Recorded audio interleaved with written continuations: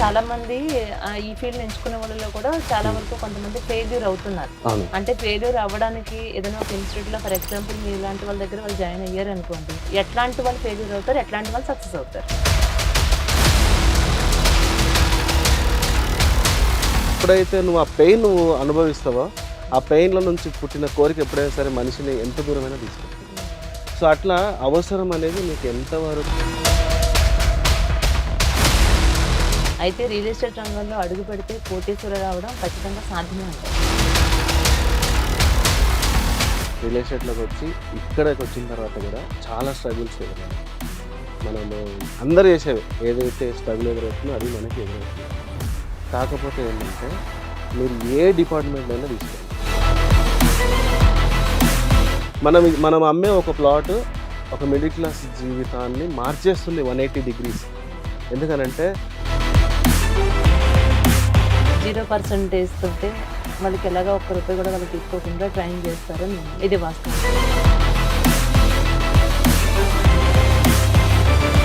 మీరు ఉన్న చోటు నుంచి మీ జాబ్ ఎంతైతే మీ వాల్యూ కాపాడుతుందో రియల్ ఎస్టేట్ కూడా అంతే వాల్యూ కాపాడుతుంది. మిమ్మల్ని 1% కూడా తగ్గించదు. ఆ ట్రైనింగే మేము ఇస్తాం. కూర్చున్న దగ్గర నుంచి ఎట్లా మీకు ₹1,00,000 సంపాదించాలి అనే ట్రైనింగ్ మేము ఎవ్రీ వీక్ మా ఆఫీస్లో ఆల్మోస్ట్ 50 to 100 మెంబర్స్ వస్తారు. అనాథరైజ్డ్ ప్రాజెక్ట్లో ఉన్నప్పుడే డౌట్. సో అనాథరైజ్డ్ ప్రాజెక్ట్లో నేను ఇన్వెస్ట్మెంట్ పెట్టినప్పుడు నాది కింద పడదు కదా, ఇంకా పాతాలని పోవడం అనేది లేదు. చెక్ చేయండి, ఈరోజు రియల్ ఎస్టేట్లో హైదరాబాద్ ఈరోజు మెట్రో సిటీగా ఎదిగిందంటే రియల్ ఎస్టేట్ వాళ్ళే కదా.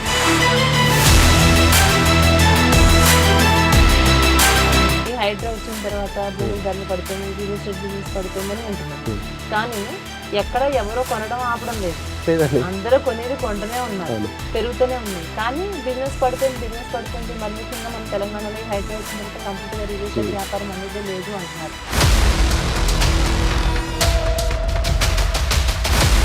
ఎఫ్టీఏలో తెలియక ఆ రోజుల్లో జీపీ లేఅవుట్లలో ఆ సర్పంచ్లు ఇచ్చే పర్మిషన్స్ తోటి ఎక్కడో దగ్గర అమ్మేశారు. ఇప్పుడు హైడ్రా వచ్చిన తర్వాత ఏం తెలుసా, ఖచ్చితంగా ఎన్ఓసీ కావాలి. సో వీటికి వెళ్ళినప్పుడు ఏంటంటే ఫ్యూచర్లో ఎవరైతే ఇన్వెస్ట్మెంట్ పెడతారో వాళ్ళు 100% సేఫ్ ఇన్వెస్ట్మెంట్ చెప్తుంది. సో వాళ్ళకి చాలా బాగుంది. ఇంకొకటి అండి,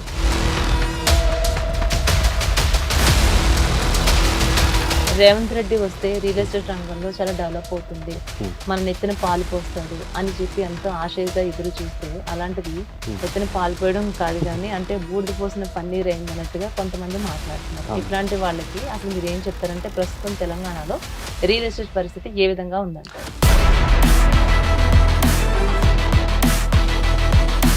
సో ఈ పని నేను చేయడం వల్ల నాకు మైనస్ వస్తుందని రేవంత్ రెడ్డి ఆలోచించలేదంటారు. ఒక విషయం ఒక లీడర్ చేసేటప్పుడు ఏంటంటే అది మెల్లగా మనకు అర్థమవుతుంది. ఇప్పుడు ఈరోజు హైదరాబాద్లో ఫ్యూచర్లో కొనే వాళ్ళందరికీ చాలా మంచి జరుగుతుంది.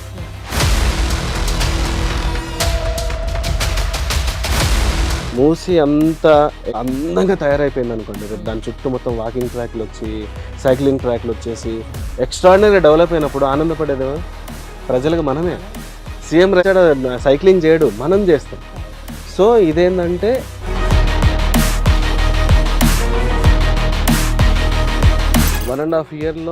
వన్ ఇయర్లోనే మేము fastest growing startup award nation wide award తీసుకున్నామండి. అది మన శృతి హాసన్ గారి చేతుల మీదుగా. అది ఎక్సలెంట్ అండి, ఫీలింగే చాలా బాగుండే. నువ్వు ఎప్పుడు అంటే అంటారు కదా, నీ పని నువ్వు చేసుకుంటూ పో, మిగతావన్నీ వాటి వెనకాల వస్తాయని.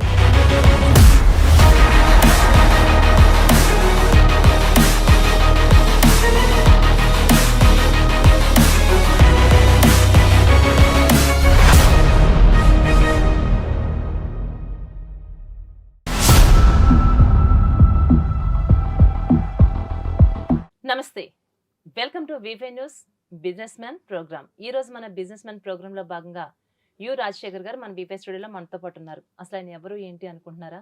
ఒక రియల్టర్.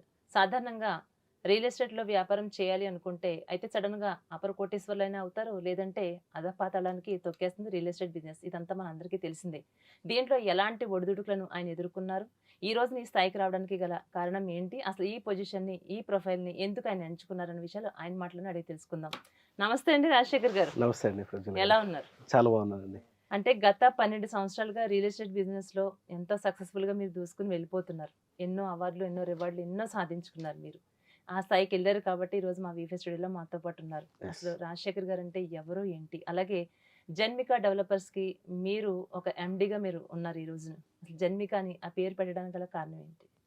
యాక్చువల్‌గా ముందుగా అయితే నాది ఉడిమిల్ అనే ఒక చిన్న గ్రామం అండి. పదరా మండలం, నాగర్ కర్నూల్ డిస్ట్రిక్ట్. ఇంతకుముందు మహబూబ్ నగర్ ఉండే. హ్మ్. సో అక్కడి నుంచి స్కూల్ అయితే అదంతా కూడా గవర్నమెంట్ హాస్టళ్ళల్లో, ఇంటర్ కూడా గవర్నమెంట్ కాలేజీలో జరిగింది. హ్మ్.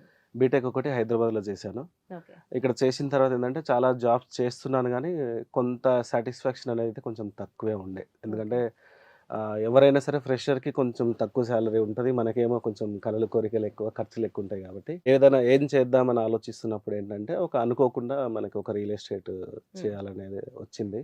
అంటే ఎవరినైనా చూసారా? అంటే మీ ఫ్రెండ్స్ గాని ఎవరైనా రియల్ ఎస్టేట్ బిజినెస్‌లోకి వచ్చిన తర్వాత హ్మ్. సాధారణంగా రియల్ ఎస్టేట్ బిజినెస్‌లోకి అడుగు పెట్టకముందు వాళ్ళ జేబులో రూ. 10 కూడా లేకుండా ఈ రంగంలోకి అడుగు పెడుతూ కోట్లు సంపాదించారని చాలా మందిని వింటుంటాం. అవును. చాలా మంది చెప్పుకుంటూ ఉంటారు. హ్మ్. అరే మనోడే మొన్నటి వరకు మనతో పాటు తిరిగిన వాడే ఈ రోజు కారులో తిరుగుతున్నాడు. హ్మ్. కోటేశ్వరుడు అయిపోయాడు. సడెన్‌గా విల్లాలు, బిల్డింగ్స్ ఇదంతా ఎలా వచ్చింది? ఎక్కడి నుంచి వచ్చిందంటే హ్మ్. ఇంకేంటి రియల్ ఎస్టేట్ హుహు. వ్యాపారంలోకి వచ్చేసారని. అంటే అంత ఈజీయా అండి? ఇంత కోట్లు సంపాదించడానికి అంత పాసిబిలిటీ ఉంటుందా? అంటే ఎప్పుడైనా సరే మనం ఒకరిని చూసి వచ్చామనుకోండి, హ్మ్. అది జస్ట్ కోరిక అవుతది. అంటే అరే! వాడు బాగున్నాడు, నేను కూడా బాగుండాలనుకోవడం వేరు. హ్మ్. నేను ఎలాగైనా నేను బాగుండాలి, నేను బాగా సంపాదించాలనుకోవడం వేరు. అంటే ఒక చిన్న ఎగ్ ఫిలాసఫీ అందరికీ తెలిసిందే. జస్ట్ అది ఎట్లంటే ఎగ్గు మనం మనం పగలగొట్టామనుకోండి, అయితే ఆమ్లెట్ అవుతది లేకపోతే వేస్ట్ అవుతది. అవును. సో తనంతట తాను పగిలినప్పుడు ఏందంటే ఒక సామ్రాజ్యం లాగా అవుతది. అది కోడి అవును. అవుతది, పిల్లలు అవుతాయి. అట్లా అవును. ఎప్పుడైనా సరే ఏందంటే ఇన్‌సైడ్ నీకు కుటుంబం నుంచో, హ్మ్. లేకపోతే నీ అవసరాల నుంచో, నీకు ఉన్నటువంటి ఒక బాధ నుంచి నీకు కోరిక కలగాలి. హ్మ్. సో, అది ఎప్పుడైతే నీ మనసు లోపల నుంచి ఆ కోరికొస్తదో, హ్మ్. దానికోసం మనం దారులు వెతుకుతాం. హ్మ్. సో, నీ అంతట నువ్వు వెతుకున్నప్పుడు మాత్రమే అంటే అవకాశం విలువ నీకు తెలుస్తది ఫస్ట్. సో, నేను గూడా ఏందంటే, నాకు రియల్ ఎస్టేట్‌లో వేరే వాళ్ళు కోట్లు సంపాదించారని నేను తెలీదు. హ్మ్. ఎందుకనంటే, నా ఏజ్ 24 ఉన్నప్పుడే నేను రియల్ ఎస్టేట్‌లోకొచ్చా. సో, అప్పటికి నాది బీటెక్ అయిపోయి ఒక 1 ½ ఇయర్ అయింది. హ్మ్. రియల్ ఎస్టేట్ గురించి కూడా పెద్దగా అవగాహన లేదు. హ్మ్. కాకపోతే మేజర్‌గా నాకేందంటే, డబ్బు మీద కొంచెం ఎక్కువ అంటే, హ్మ్. చాలామంది ఇప్పుడు వేరే వాళ్ళు ఒక మంచి బైక్ నడుపుతారనుకోండి, హ్మ్.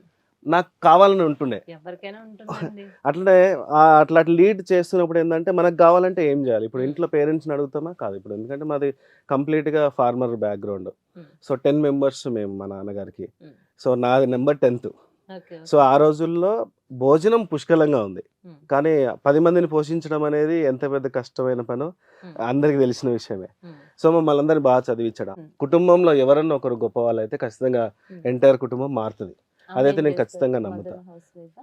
ఆ మదర్ కూడా వ్యవసాయం చేస్తారండి. చేస్తారు. ఓకే. వ్యవసాయం ఓకే. చేస్తారు. ఓకే. హ్మ్. ఓకే. అయితే ఇప్పుడు స్టడీ పరంగా అంతా అక్కడే జరిగిందా? స్టడీ అంతా నాగర్ కర్నూల్‌లో జరిగింది ఒక హాస్టల్‌లో. హ్మ్. తర్వాత మన అమరాబాద్‌లో ఇంటర్ చేశాను. హ్మ్. బీటెక్ ఇక్కడ హైదరాబాద్‌లో చేశాను. అంటే ఆల్రెడీ మ్యారీడ్ మీరు.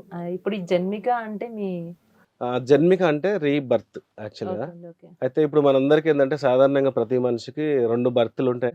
ఒకటేమో మనకి అమ్మ నాన్న ఇచ్చిన జన్మ ఒకటైతే, ఇంకోటేందంటే ఫైనాన్షియల్ బర్త్ అంటారు. అవును. సో, ఈరోజు మిడిల్ క్లాస్‌లో ఉన్న వాళ్ళందరికీ ఏంటంటే, ఫైనాన్షియల్‌గా సెటిల్ అయినప్పుడు అది రీబర్త్ అనేది. సో, ఫైనాన్షియల్ బర్త్ అనేది ఒకటుంటది. హ్మ్. ఆ ఫ్రీడమ్ తీసుకొచ్చేది ఇప్పుడున్న బిజినెస్‌లో ల్యాండే. ఓకే. సో, అందుకని ఆ మీనింగ్ వచ్చేలాగా ప్రతి ఒక్కరికి అంటే ఒక మిడిల్ క్లాస్ ఫ్యామిలీలో గూడా ఒక చిన్న ప్లాట్ ఎక్కడన్నా కొని మనం ఒక 10 ఇయర్స్ ఆగినామంటే ఓకే. అందరూ చాలా మంది కోటీశ్వరులనే. ఓకే. 1 గాదు. ఇప్పుడు జన్మిక పేరు ఎందుకు పెట్టారన్నది ఇప్పుడు ఒక క్లారిటీ వచ్చిందండి. అదే. ఇది బిజినెస్ పరంగా చూసుకున్న రీబర్త్ అనేది రావడం జరుగుతుంది. సంస్థకి ఈ పేరు పెట్టుకోవడం జరిగింది. అదే. ఓకే అండి. చాలా సంతోషం అండి. ఇక మనం బిజినెస్ లోకి వెళ్ళిపోదాం. ఈ రోజున మీరు ఇంత సక్సెస్ అయ్యారు. మీరు సక్సెస్ అవ్వడమే కాకుండా హ్మ్. ఎంతో మందికి మీరు ఉపాధి కల్పిస్తున్నారు. హ్మ్. మీ దగ్గర నేర్చుకోవడానికి మీ ఇన్స్టిట్యూట్ లో జాయిన్ అయ్యి ఈ రోజున చాలా మంది సక్సెస్ లైఫ్ ని లీడ్ చేస్తున్నారు. అంటే నేను చెప్పే కంటే కూడా మీ సంస్థలోకి అడుగు పెడితే వాళ్ళకి మీరు ఎలాంటి అవకాశాలు కల్పిస్తారు? వాళ్ళ ఫ్యూచర్ ఏ విధంగా ఉండబోతోంది? అయితే ఈరోజు అందరూ ఏందంటే ప్రతి ఒక్కరికి కోరిక ఒకటే అండి. సాధారణ ఒక మనిషికి ఏందంటే నేను ఫైనాన్షియల్‌గా సెటిల్ అవ్వాలి. సో, నా Yes. పిల్లలకి మంచి ఎడ్యుకేషన్ ఉండాలి. అవును. రేపు నాకు ఏదైనా సరే ఫ్యామిలీ అయితే చాలా బాగుండాలి. ప్రతి ఒక్కరం కుటుంబ వ్యవస్థలో నుంచి వచ్చినాం కాబట్టి అవును. కుటుంబం గురించి ఆలోచించే వాళ్ళే ఎక్కువ. అవును. సో, అట్లా జన్మికలోకి ఒక అసోసియేట్‌గా ఎవరైతే వస్తారో హ్మ్. వాళ్ళకేంటంటే ఇక్కడికొచ్చిన తర్వాత వాళ్ళకి ఇప్పుడున్న పొజిషన్లో కార్పొరేట్ శాలరీ ఎంత అవుతుందో అంత సంపాదించుకుంటూ కూడా జన్మిక స్పెషల్గా ఏంటంటే మనతో పాటు ఎవరైతే వర్క్ చేస్తారో జన్మికతో పాటు వాళ్ళందరికీ మనము ఇన్సూరెన్స్లు ఇస్తాము. జన్మికతో పనిచేసే వాళ్ళు ఎవరైనా సరే రేపు ఫైనాన్షియల్గా ఇబ్బంది పడద్దు. సో అందుకని మనతో జర్నీ చేస్తున్న వాళ్ళకి మేము వాళ్ళకి లైఫ్ ఇన్సూరెన్స్లో హెల్త్ ఇన్సూరెన్స్ ఇస్తున్నాం. ప్లస్ అట్లనే ఈరోజు ఉన్న అందరికీ కూడా సాధారణమైన కోరిక ఏంటంటే ఇప్పుడు మంచి ఎడ్యుకేషన్ ఇవ్వాలి. సో ఎడ్యుకేషన్ ఇవ్వాలి కాబట్టి మేమేం చేస్తున్నాం అంటే మాతో ట్రావెల్ చేసే వాళ్ళకి ఎడ్యుకేషన్ ఫండ్ ఇస్తున్నాం. వాళ్ళకి ఒక పాప ఉండని, 2 పిల్లలు ఉండనివ్వండి, మనతో ఎవరైతే ట్రాన్స్పరెంట్ మెయింటైన్ చేస్తూ ట్రావెల్ చేస్తూ ఉన్నారో వాళ్ళందరికీ ఎడ్యుకేషన్ ఫండ్స్ ఇస్తున్నాం. అట్లనే ప్రతి ఒక్కరి డ్రీమ్ ఈరోజు ఏంటండి, బైక్ మీద వెళ్తా ఉన్నాం, ఎండలు ఎక్కువ ఉన్నాయి, వర్షాలు పడుతున్నాయి, అన్నీ చాలా ఇబ్బందులు ఉన్నాయి. సో కార్ ఫండ్ అని ఒకటి పెట్టాం. సో ఫ్యామిలీ అంతా సేఫ్గా ఎక్కడికైనా వెళ్ళాలంటే కూడా కార్ ఫండ్స్ మేము తీసుకొచ్చాం. అట్లనే ప్రతి ఒక్కరి కోరిక నీడ ఖచ్చితంగా కావాలి. ఇవన్నీ ఎలా సాధ్యమవుతున్నాయండి మీకు? ఇవన్నీ ఏంటంటే ఎవరైతే మనతో ట్రావెల్ చేస్తా ఉన్నారో, అంటే మార్కెట్లో మనము ఏదైతే బిజినెస్ చేస్తా ఉన్నామో మనం నమ్ముకున్న వాళ్ళని ఎప్పుడు మనం కాపాడుకోవాలి కదా. ఇప్పుడు నాకు వచ్చే ఒక 10 రూపాయలు ఉన్నాయి, 10 రూపాయలలో నేను 10 రూపాయలు తినడం కాదు, నా కుటుంబానికి నా అవసరాలకి 3 రూపాయలు ఖర్చు వచ్చినప్పుడు నేను 7 రూపీస్ ఎవరైతే నాతో పాటు ట్రావెల్ చేస్తున్నారో వాళ్ళందరికీ పెట్టాలనే ఉద్దేశం ఉంది. ఇప్పుడు ఒక సామెత ఉందండి, ఇంట గెలిసి రచ్చగెలవాలన్నారు. ఇల్లు అంటే నాకేంది, నా వ్యవస్థ, నా జన్మిక. సో నన్ను నమ్మి నాతో పాటు ఎవరైతే ట్రావెల్ చేస్తారో వీళ్ళందరూ నా ఫ్యామిలీ కదా. ఇప్పుడు నేను వీళ్ళందరినీ చూసుకున్న తర్వాత వీళ్ళందరూ బాగున్నప్పుడు నేను సొసైటీకి ఏమైనా చేయొచ్చు కదా. సో సొసైటీ వరకు ముందెళ్ళకుండా నేను ఏంటంటే ఫస్ట్ ఇంట గెలుద్దాం అనుకుంటున్నా. సో నాతో పాటు ఎవరైతే ట్రావెల్ చేస్తున్నారో వాళ్ళందరికీ ఇప్పుడు ఎడ్యుకేషన్ ఫండ్ ఎంత ఉంటుందండి, ఈరోజు కార్పొరేట్ స్కూల్లో 1,00,000 రూపాయలు ఉంది పాపకి. సో ఇయర్లీ నేను 2 lakhs నేను చేయొచ్చు, ఇద్దరుంటే, ఒకరుంటే చేయొచ్చు. ఎందుకు, వాళ్ళు మనం నమ్మి ప్రయాణం చేస్తున్నారు కాబట్టి. సో అందుకని ఇట్లా ఎడ్యుకేషన్ ఫండ్ అని, ఇప్పుడు ఫ్యూచర్లో మేము హోమ్ ఫండ్ కూడా తీసుకురాబోతున్నాం, డ్రీమ్ హోమ్ ఫండ్. సో ఎవరైతే మనతో ఒక 5 to 7 years ట్రావెల్ చేస్తారో కొన్ని టార్గెట్స్ ఉన్నాయి. కానీ ఒక మనిషి ఒక మిడిల్ క్లాస్లో ఉన్నటువంటి పర్సన్ తన లైఫ్లో ఎలాంటి డ్రీమ్స్ ఉంటాయి, ఎలాంటి కోరికలు ఉంటాయో ఇప్పుడు మీరు చెప్తున్నారు. ఆ మనిషికి మంచి హెల్త్ కోసం మనం ఆలోచిస్తాం, మంచి విద్య కోసం మనం ఆలోచిస్తాం. మీరు అన్నట్టుగానే ఒక కార్ ఉంది అని అంటే ఫ్యామిలీ మొత్తం కూడా అది ఒక డ్రీమ్ అందరికి. దాన్ని మించి కూడా అంటే ఒకదాన్ని మించి ఇంకా అంతకన్నా మించి అంటే మన మెయిన్ డ్రీమ్ అంటే హౌస్. ఎప్పుడు కలల ఇల్లు కోసం అందరు ఇంటి కోసం ఎంతమంది కళ్ళకు అంటారు. ఇది కలల కన్నా సాధ్యం కొంతమందికి అవుతుంది, కొంతమందికి కాదు. కానీ మీ సంస్థలో వచ్చినటువంటి వాళ్ళకందరికీ కూడా మీ సొంతంగా అంటే మీ గురించి మీరు ఆలోచిస్తే ఎలా ఆలోచిస్తారో, మన కళ గురించి మనం ఎలా ఆలోచిస్తామో మీ సంస్థలోకి వచ్చినటువంటి వ్యక్తుల గురించి మీరు ఇలా ఆలోచిస్తూ ఇన్ని సదుపాయాలు వాళ్ళు కల్పించాలనుకుంటున్నారా? అవునండి, 100%. ఎందుకంటే నేను లాస్ట్ 12 years నుంచి నేను మార్కెట్లో ఉన్నా. సో వేరే కంపెనీలో నేను యాజ్ ఏ టీమ్ లీడర్గా వర్క్ చేసినప్పుడు కూడా నా టీంలో ఉన్న వాళ్ళందరూ కూడా ఈ రోజుకి నేను ఆల్మోస్ట్ 100+ మిలియనీర్స్ని తయారు చేసి ఇచ్చేసిన, వేరే కంపెనీలో వర్క్ చేస్తున్నప్పుడు కూడా. ఇప్పుడు ఈ జన్మిక అనే సంస్థ స్థాపించి 1.5 year అయిందండి? అవునండి, లాస్ట్ 24 Januaryలో మేము జన్మిక అనేది స్టార్ట్ చేసినాము. ఈ స్టార్ట్ చేసిన తర్వాత నన్ను నమ్ముకొని ఏదైతే నా టీం నాతో పాటు వర్క్ చేస్తున్న వాళ్ళందరూ ఒక దగ్గర వర్క్ చేస్తామో వాళ్ళందరూ మేము వచ్చాం. సో వీళ్ళందరికీ నేను ఇంకేదైనా చేయాలి. 1% కంపెనీస్ మాత్రమే ఒక కార్పొరేట్ స్ట్రక్చర్ మెయింటైన్ చేస్తున్నాయి, ఒక వెబ్సైట్ ఇస్తున్నాయి, ఒక అప్లికేషన్ ఇస్తున్నాయి. సో అట్లాంటి కంపెనీలో జన్మిక ఒకటి. జన్మిక ఈ 1.5 year లో ఎలాంటి అవార్డులు, ఎలాంటి రివార్డులను సాధించింది అనుకోవచ్చు? 1 yearలోనే మేము fastest growing startup award, nation wide award తీసుకున్నామండి. అది మన శృతి హాసన్ గారి చేతుల మీదుగా. ఫీలింగే చాలా బాగుండే. మేము ఎప్పుడు అంటే అంటారు కదా, నీ పని నువ్వు చేసుకుంటూ పో, మిగతావన్నీ వాటి వెనకాల వస్తాయని. సో అట్లా మా పని మేము చేస్తూ ఉన్నాము. వితిన్ 1 yearలో మేము వెబ్సైట్ తీసుకొచ్చాం, కార్పొరేట్ వెబ్సైట్ మీరు చెక్ చేయొచ్చు. అట్లనే మొబైల్ అప్లికేషన్ తీసుకొచ్చాం. ఇప్పుడు మన దగ్గర ఎవరైతే వర్క్ చేస్తూ ఉన్నారో వాళ్ళందరికీ మొబైల్ అప్లికేషన్ ఉంటుంది, వాళ్ళ శాలరీస్ అన్ని దాంట్లోనే వచ్చేస్తాయి, వాళ్ళకి మేము పెట్టే ఇన్సెంటివ్స్ అన్ని అందులోనే వచ్చేస్తాయి. ఎవరైతే వర్క్ చేస్తున్నారో వాళ్ళు వచ్చి ఏమైంది నా ఇన్సెంటివ్ అని అడగాల్సిన అవసరం లేదు, ఒక రిసిప్ట్ అప్లికేషన్ రాయాల్సిన పని లేదు, అకౌంటెంట్ దగ్గరికి వెళ్ళాల్సిన పని లేదు. కంప్లీట్గా వాళ్ళ స్ట్రక్చర్, వాళ్ళ టీము ఎవరైతే వర్క్ చేస్తారో మొత్తం మొబైల్ అప్లికేషన్లో ఉంటుంది. వాళ్ళు ఒకసారి లాగిన్ అయితే వాళ్ళ దగ్గర ఎంత టీం ఉన్నారో దాంట్లోనే ఉంటుంది, వాళ్ళకి ఎంత ఇన్సెంటివ్ ఉందో ఉంటుంది, అక్కడ క్యాష్ అవుట్ కొట్టుకోవచ్చు. వితిన్ 12 hours వాళ్ళకి పేమెంట్స్ వెళ్ళిపోతూ ఉంటాయి. అంటే ఇప్పుడు ఏదైనా ఒక రంగాన్ని మనం ఎంచుకోవాలి అనుకున్నప్పుడు వాళ్ళకి ఒక క్వాలిఫికేషన్ ఉండాల్సి ఉంటుంది. ఆ మినిమం ఒక డిగ్రీ క్వాలిఫికేషన్, పీజీ చేశారా, సమ్ ఏదో ఉంటేనే దాంట్లోకి ఆ రంగంలోకి అడుగు పెట్టనిస్తారు. దీంట్లో కూడా నాలెడ్జ్ పరంగా ఒకవేళ చదువు పరంగా ఎలా ఉన్నా కూడా నాలెడ్జ్ పరంగా చాలా తెలివితేటలు ఉన్నాయి అంటే అట్లాంటి వాళ్ళు రాణించగలుగుతారు అంటారు. ఇప్పుడు మీ సంస్థలో జాయిన్ అవ్వాలి అని అనుకుంటే వాళ్ళకి క్వాలిఫికేషన్ ఉండాలా, లేకుంటే వాళ్ళకి నాలెడ్జ్ ఉండాలా, లేకుంటే ఆల్రెడీ ఈ ఫీల్డ్ పట్ల వాళ్ళకి ఎక్స్పీరియన్స్ ఉండాలంటారు? యాక్చువల్లీ మీరు చెప్పిన అన్నీ కావాలండి. ఎందుకంటే నాలెడ్జ్ కావాలి, ఎక్స్పీరియన్స్ కావాలి, ఎడ్యుకేషన్ కావాలి, ఏ ఫీల్డ్ అయినా. రియల్ ఎస్టేట్ అనగానే ఏంటంటే వితౌట్ క్వాలిఫికేషన్ చేయొచ్చు, అది ఎవరైనా విన్నాం, రాణించవచ్చు ఎవరైనా అనేది ఉంటుంది. రావచ్చు అని. అయితే వీటన్నిటి మూడిటి పైన ఇంకొకటి ఉన్నది, బర్నింగ్ డిజైర్. ఉమ్, ఎందుకంటే అది లక్ష్యం. ఉమ్, అది ఎట్లా అంటే చెదిరిపోని లక్ష్యం ఉండాలి. ఇప్పుడు నేను ఎట్టి పరిస్థితుల్లో నేను డబ్బు సంపాదించాలని ఒక బలమైన కోరిక ఉండాలి. అంటే వాటితో పాటు example కొంత రాజశేఖర్ క్వాలిఫికేషన్ గారు. కూడా. Example రైట్ అండి. రాజశేఖర్ గారు. అదే. సో దాంతోపాటు కొంత క్వాలిఫికేషన్ కూడా కావాలి. ఎందుకనంటే అట్లీస్ట్ నువ్వు ఇప్పుడు ఈ రోజు ఎందుకు ఏంటంటే డిజిటల్ వ్యవస్థ అయిపోయింది మొత్తం కంప్లీట్గా. సో ఇందులో మొబైల్ అప్లికేషన్ నీకు వాడడానికి రావాలి, ఉమ్, లేదంటే కస్టమర్ దగ్గరికి వెళ్ళి నువ్వు ఎక్స్ప్లెయిన్ చేయగలగాలి, మన వెబ్సైట్ ఎక్స్ప్లెయిన్ చేయగలగాలి, అట్లీస్ట్ బ్రోచర్ చదవగలగాలి. ఉమ్, ఇవన్నీ ఉన్నాయి. అంటే చదువుకున్న వాళ్ళకే రియల్ ఎస్టేట్ అంటే చదువుకున్న వాళ్ళు ఎక్కువ రాణించగలరు. ఉమ్, ఒకవేళ లేదు నేను ఎక్కువ చదువుకోలేదు కానీ నాకు కంపల్సరీ నాకు బర్నింగ్ డిజైర్ ఉంది, నేను సాధించగలను అనుకుంటే కూడా ఎక్స్ట్రాడినరీ చేయొచ్చు. ఉమ్, కాకపోతే ఏంటంటే ఇప్పుడున్న మారుతున్న కాలంతో పాటు ఖచ్చితంగా ఎవరైతే ఎడ్యుకేటెడ్ ఉన్నారో వాళ్ళు కనుక ఇలాంటి ఫీల్డ్లోకి వస్తే కస్టమర్ మోసపోవడం అనేది చాలా తక్కువ ఉంటుంది. ఉమ్, ఉమ్, ఎందుకంటే అవేర్నెస్ ఇవ్వాలి కదా. ఉమ్, ఇప్పుడు ఒక ప్రాపర్టీ కొంటున్నామంటే డబ్బులు ఉన్న వాళ్ళకి 10 ప్రాపర్టీస్ ఉంటే అది వేరే విషయం. ఉమ్, కానీ లోయర్ మిడిల్ క్లాస్ వాళ్ళు ఏం చేస్తారంటే జీవితాంతం వాళ్ళు కొనేది 1-2 ప్లాట్లే. ఉమ్, ఒక 2 పిల్లలు ఉంటే 2 ప్లాట్లు కొన్నారంటే వాళ్ళ భవిష్యత్తు కోసమో లేదంటే వాళ్ళ పెళ్లి కోసమో ఉమ్, దేనికో ఉపయోగపడుతుంది అనే ఆలోచనతో కొంటారు. ఉమ్, ఉమ్, సో ఈ పొరపాట్లు అంటే డాక్యుమెంట్ పరంగా అది FTAలో ఉందా లేకపోతే లావణ్యపట్టలో ఉందా లేదంటే ఎండోమెంట్లో ఉందా, డాక్యుమెంట్ క్లియర్ ఉందా లేదా, ఉమ్, ఇట్లాంటి విషయాలన్నీ తెలియాలంటే డెఫినెట్గా కొంత నాలెడ్జ్ కావాల్సిందే. ఆ నాలెడ్జ్ అనేది ఏంటంటే చదువుకున్న వాళ్ళేమో మన వెబ్సైట్ కానీ యూట్యూబ్ కానీ ఇవన్నీ చూస్ చేస్తారు. మన జన్మికలో ఏం చేస్తామంటే ప్రతి ప్రాపర్టీ కూడా మనం LP నెంబర్ ఉన్నాయి తీసుకుంటాం. అంటే క్లియర్ టైటిలే మనం బిజినెస్ చేస్తున్నాం. ఉమ్, సో అన్ని బ్యాంక్ లోన్స్ ఉన్నాయి.